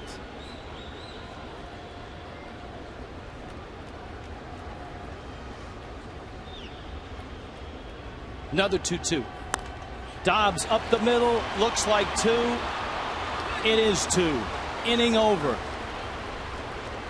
Craig Stammen shuts down the Marlins in the bottom of the 7th. Mark Buehrle is out. Gio Gonzalez is out. It's up to the bullpens now in a 2-1 game.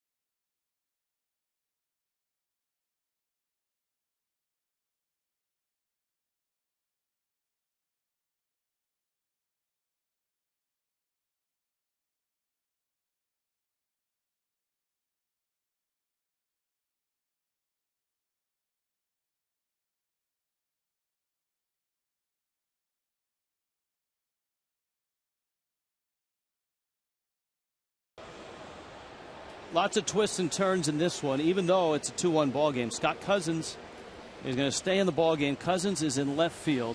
And now the Marlins turn to their bullpen, and that in and itself is a story. And it's been a headline for the Marlins all season long. The inability to close games by Heath Bell. For the second time, he's fallen out of favor with Ozzie Guillen, and Guillen has said he will use whoever he has to close games. Randy Choate is the first out of the bullpen. Steve Cishek is up right now. And so we'll see how Ozzie pieces it together. Choate gets Bryce Harper at least to begin the inning. But then you've got Zimmerman and Morse, which means Choate may be out here for just one hitter. Absolutely. He's only out here for one hitter. He's that left-handed specialist out of the Marlins bullpen. And Ozzie doesn't have the luxury that Davey Johnson does in his bullpen with 5 guys that have ERAs under 2, that it doesn't matter who's coming up to the plate. He's comfortable left or right. Like you said, Ozzie's going to piece together this 8th and 9th inning with matchups. First being Randy Choate versus the left-handed Bryce Harper. So Choate faces Harper. And his first pitch is a fastball for a strike.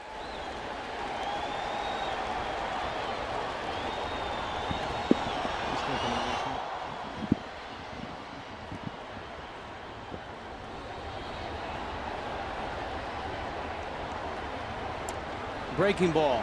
Catches the inside corner. Choate came in last night's ball game and struck out Bryce Harper swinging. 28,707 the attendance tonight.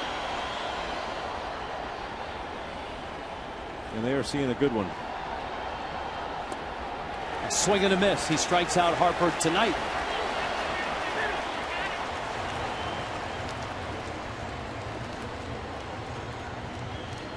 Ozzie Guillen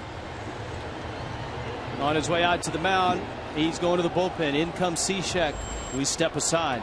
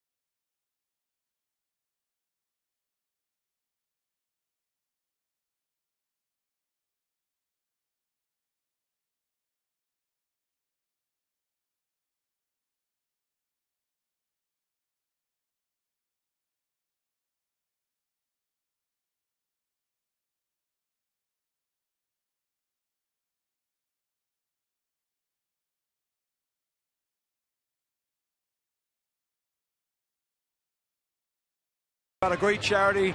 It's the weekend for the Miami Children's Hospital with the Marlins. Cancer camp. Kids are here. 34 kids. Dr. B. D'Angulo is with us, and it's a great time to get out here and give the kids a chance to have some fun, huh? Oh, yeah. It's a great escape for the kids. It's a nice escape of reality for these patients. And it's really a tremendous thing that Marlins organization has done. So kudos to Mr. Sampson and Mr. Loria for giving them this opportunity. It's a week-long camp. Donations to the Miami Children's Hospital provide all the funds because it can get pricey. You guys have a lot of fun, a lot of events too, huh, Doc? That's correct. Dr. Pefgru heads the camp, and basically they do an excursion to Disney World. They do a swim with the Dolphins. They come to the Marlins games. So a good amount of excursions. We have patients who were previously treated and patients actively being treated right now for cancer. If someone wanted to make a donation, how would they do it? The best thing is to call the Miami Children's Foundation and specify that it's for Camp UWATS. Camp UWATS, United Order for True Sisters, guys. These kids are having a ball today, and hopefully get to watch a Marlins victory. Thanks, Doc. Okay, thank you. All right, Rich, back to you. All right, thank you, and great to see all the players and front office folks getting their heads shaved, including the man on the mound. Steve Cishek, who's been outstanding this year. Cishek facing Ryan Zimmerman with the count 0-1. Zimmerman has doubled. Remember, he homered last night. Cishek pours in a strike. I just marvel every time I see Steve Cishek release the ball with the arm angle that he has and the velocity he's able to put on that fastball. Must be just a really difficult at bat for a right-handed hitter.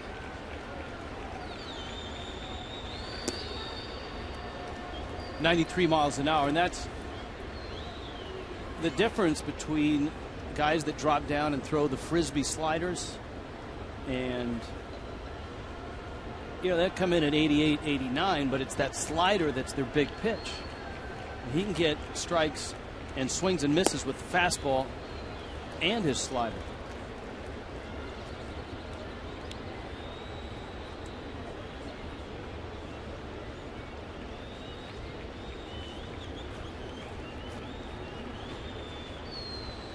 Just a one-run lead. Zimmerman sprays it down the right field line, and it's into the seats. And it's 2-2.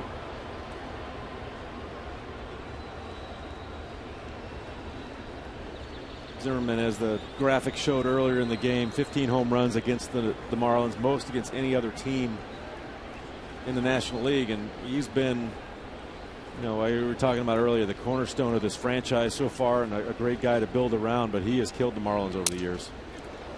And that sawed him right off.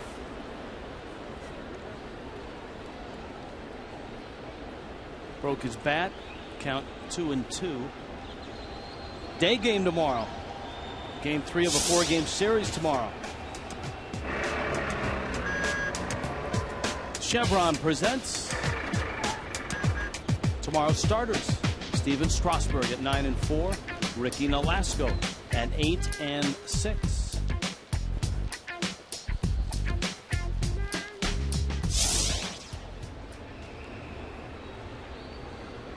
That's tomorrow, 12:30. Marlins Live starts our broadcast day. 2-2 pitch. Cishek misses away with a fastball. And it's 3-2. So Ozzie Guillen right now playing matchup.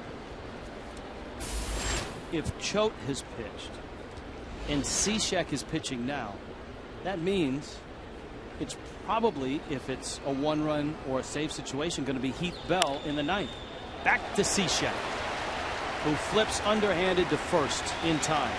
Unless Cishek has a quick at bat here and Ozzie wants to bring him back for the 9th inning. Which is a possibility.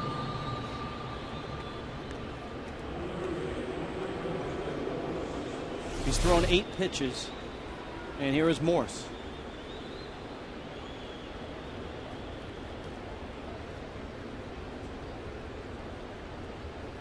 Cishek should be fresh. He didn't throw last night, of course. Everybody's coming off the 4-day break for the All-Star game.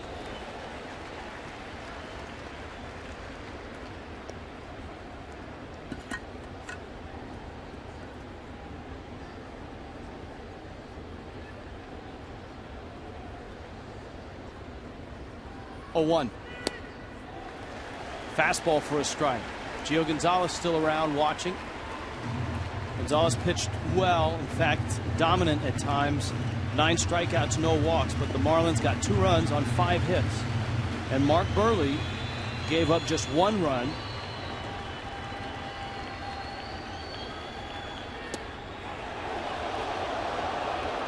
Oh, I think we missed one there. That was a great pitch by Cishek. Here's a look.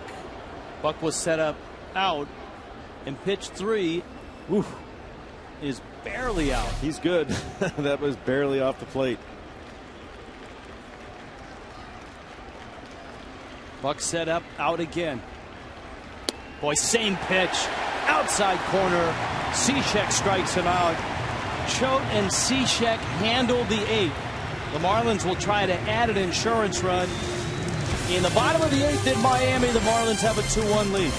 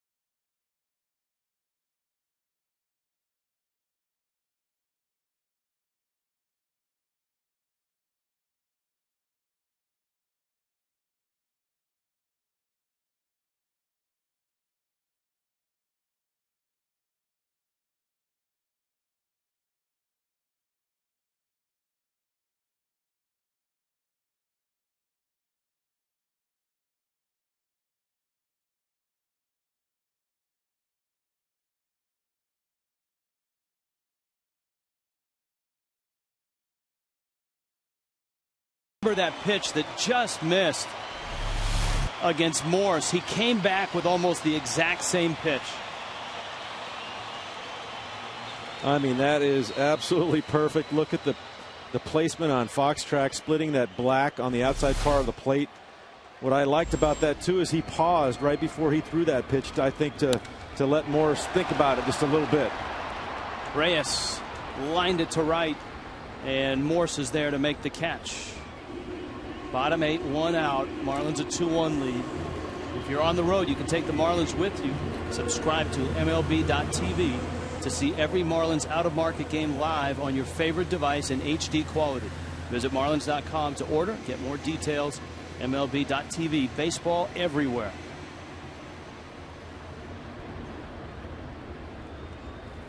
Craig Stammen into his second inning in relief.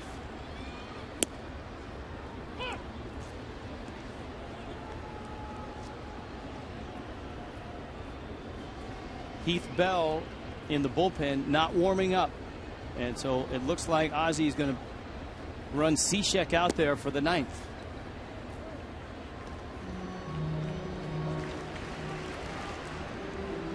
That's definitely the plan. If anyone was thinking about coming in that 9th inning, they would have already been warming up and getting loose right now.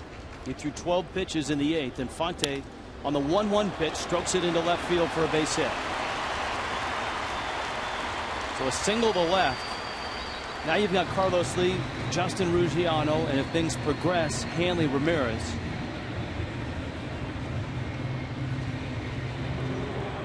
Lee had an RBI single in the 4th. John Buck with an RBI single in the 5th. And that's it for the Marlins. For the Nationals, they got their run off of Mark Burley in the 5th. And it was Jesus Flores with an RBI single.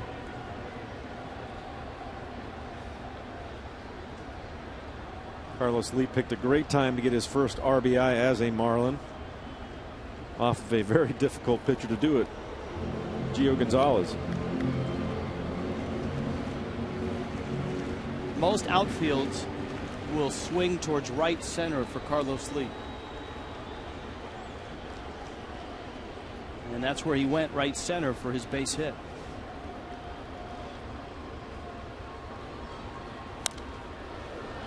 Fouls that pitch back. 0-1. Gio Gonzalez tonight. Steven Strasburg tomorrow. There's the hard-throwing Henry Rodriguez.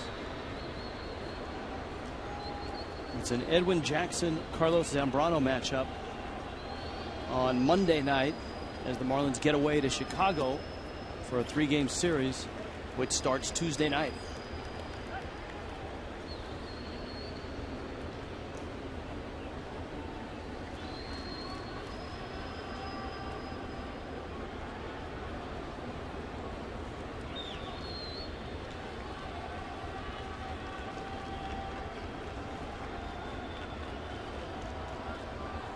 Infante, who has stolen 8 bases, been caught only once, falls back to first.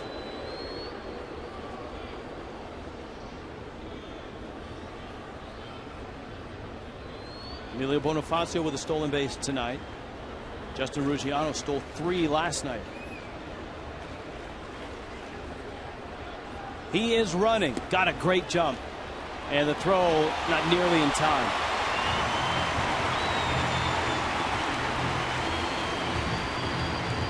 Outstanding job by Omar Infante. You saw him leaning a little bit just before the pickoff move. Outstanding jump. Almost did the Willie Mays Hayes slide right there. Almost didn't get to the bag. He almost stops right there.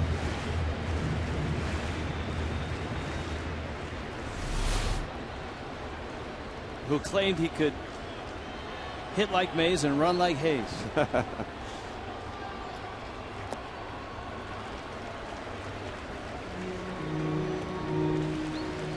3-1.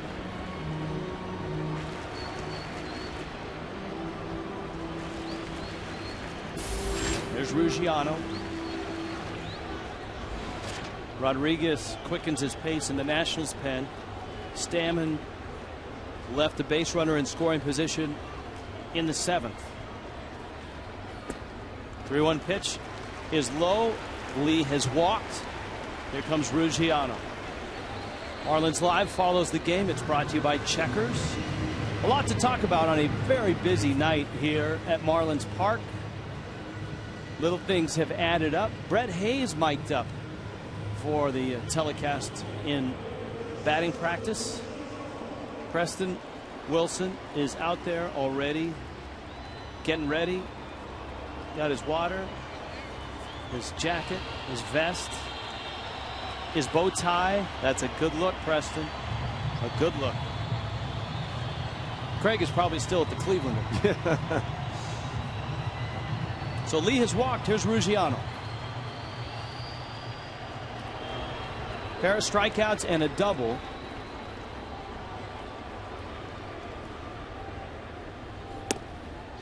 And Ruggiano takes a strike. One of the most impressive things about Ruggiano's run has been the damage that he has done.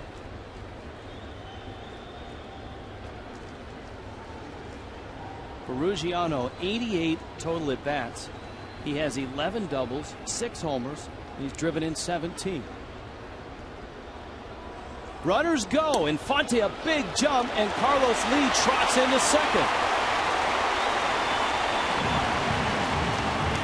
You can't really say that it's an influence of Bonifacio coming into the lineup solely, but I mean, the energy, I think, is just changed. It's different.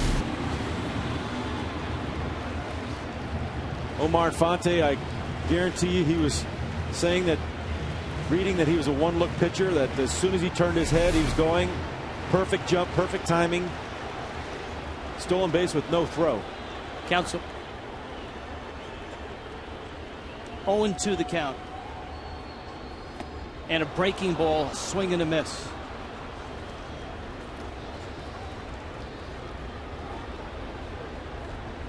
You see pitch number 2, the one that Ruggiano wasn't happy about, was right at the knees and on the flat. And Stammen snapped off a good breaking ball. So he's got 2 outs now. And once again, Hanley Ramirez comes to the plate in a big spot. Second and third. Steve McCatty's going to come out to talk to Stammen. Big 2-out hit would be huge for the Marlins right now. Give him a little extra cushion going to that 9th inning. It would be big for Hanley Ramirez, to be quite honest. Very big.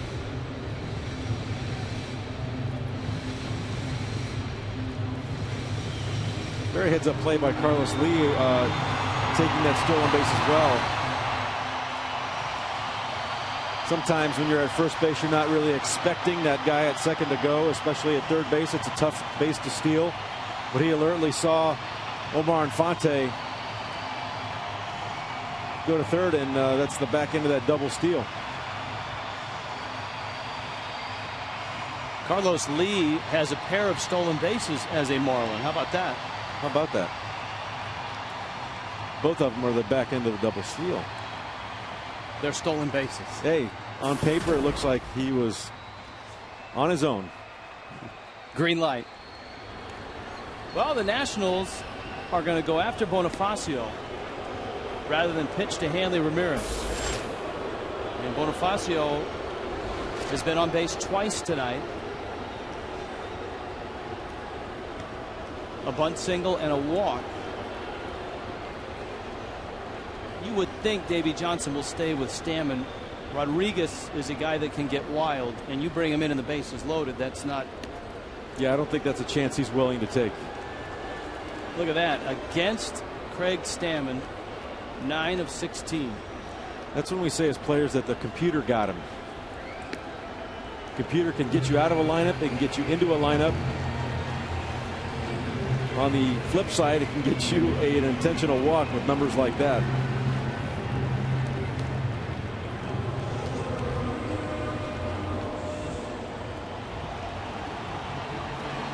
Now Bonifacio. 3 for 10 against Stammen is Bonifacio.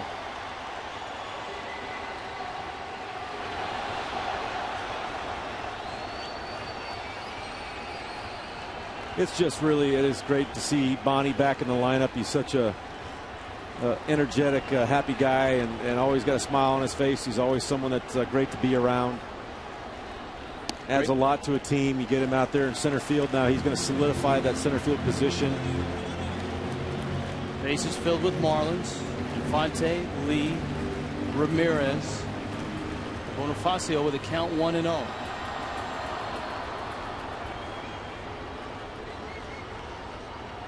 Bonifacio hitting just .266. Swings and drives it to center. Harper is there, and he makes the catch. Marlins leave him loaded.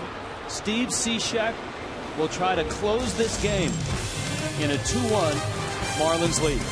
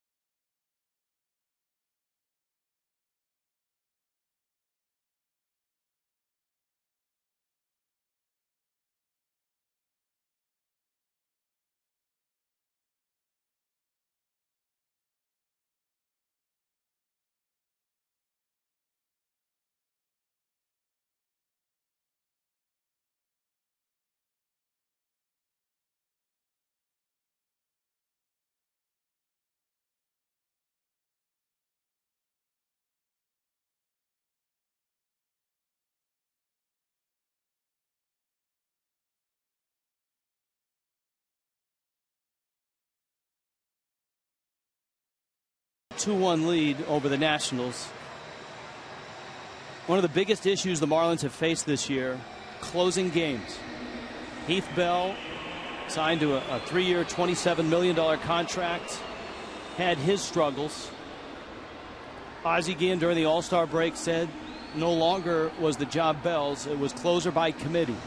The committee tonight started with Randy Choate and also includes Steve Cishek. Cishek got the final 2 outs of the 8th and is called upon to open up the 9th. You saw Mike Dunn in the Marlins pen. LaRoche, Desmond, Bernardina scheduled for the Nationals. The LaRoche shift is on. Reyes on the first base side of second. 1-1. See that another backdoor breaking ball from Steve Cishek. I mean, that's the pitch of the night. I mean, it's been really good on both sides of these teams. Well, Gio Gonzalez was devastating with his. He struck out 9 Marlins in 6 innings. Mark Burley was outstanding with his. 7 innings, gave up just a run. Majority of Gonzalez's strikeouts were looking.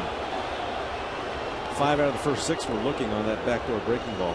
You see Fox Tracks, crowd wanted that a strike, but the grouping, they have not thrown anything in to LaRoche, who's having a very nice year. 15 homers, 21 doubles.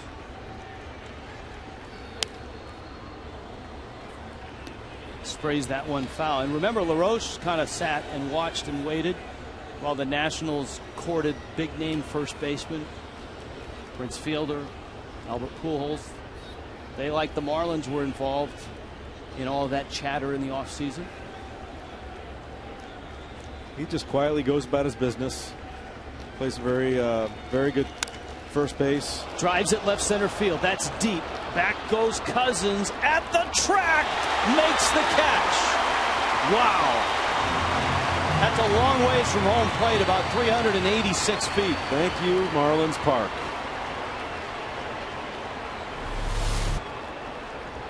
ball is hit very well.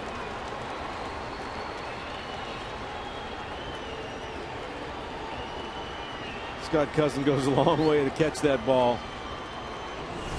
And I'm pretty much guessing Adam LaRoche was hoping they were at home right now, because that's in the seats. Now you got another guy that can hit it out in Ian Desmond. And the Nationals at 50 and 34 have had a lot of late inning heroics, and it's been spread up and down their lineup. 0-1.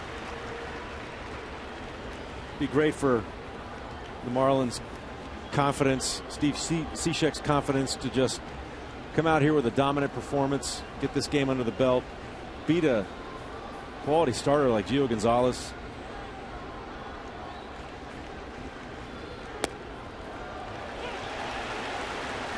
Gets the second strike. It's 0-2.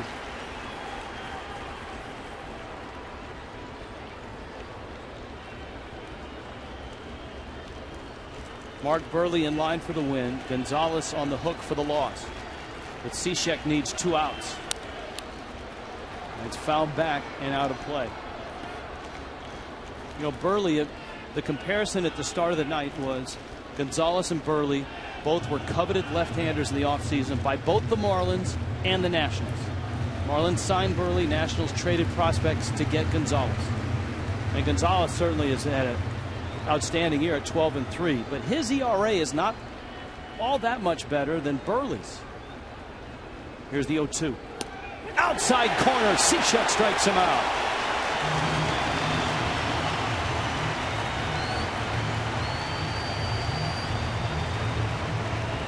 When you look at this pitch by Steve Cishek after throwing 3 sliders in a row, man, look at that. Splits that black part of the plate in the outside corner. That is what we call a perfect pitcher's pitch. There's not much you can do with that. That's that type of pitch you hope to foul off to get a better one down the road in that at bat. Roger Bernardina now lines one into center field, a base hit. And the Nationals have speed at first. Bonifacio picks it up. Washington is still alive.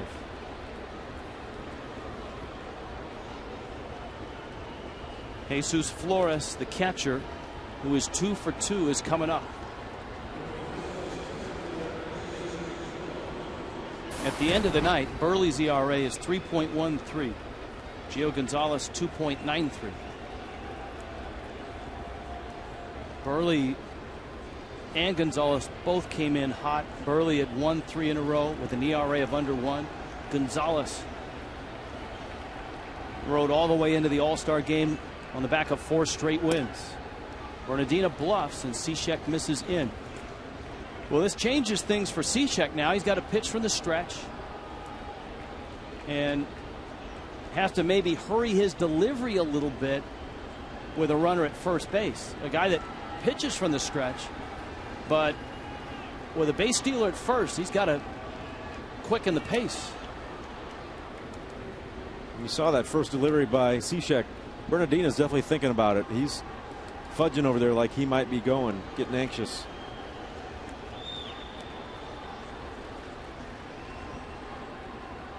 He's 8 of 9 in stolen bases. He's running on the pitch. Buck's throw from his knees and safe at second. Infante picked it and tagged him, but Bernardina got in under the tag, and that was close. Very close, very risky. Taking that game-tying run, putting him in motion. John Buck with a good delivery. That was close. He got him on the helmet there. In Foxmo, watch the tag on the helmet. Yes. Well, we have the advantage of watching it in Foxmo. DJ Rayburn, the second base umpire, had to look at it in real time. 1-1 pitch. Off the end of the bat, and it's foul as it trickled just wide of first. The fear there was it would hit the bag and pop over Lee's head. And now the crowd 28,707. Trying to get Steve Cishek through the ninth.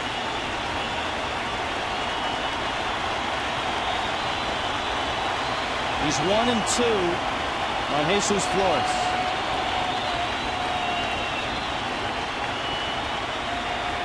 Cishek ready.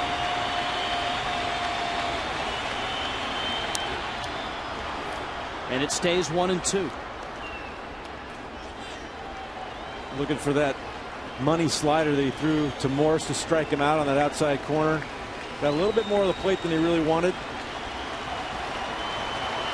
Ozzie Guillen wasn't kidding when he said piece it together. Not only with Cishek, but asking him to get a 5-out save. Tying runs in scoring position. Bernardina's running, swing and a miss. He struck him out. And Cishek shuts the door. And the Marlins beat the Nationals 2-1.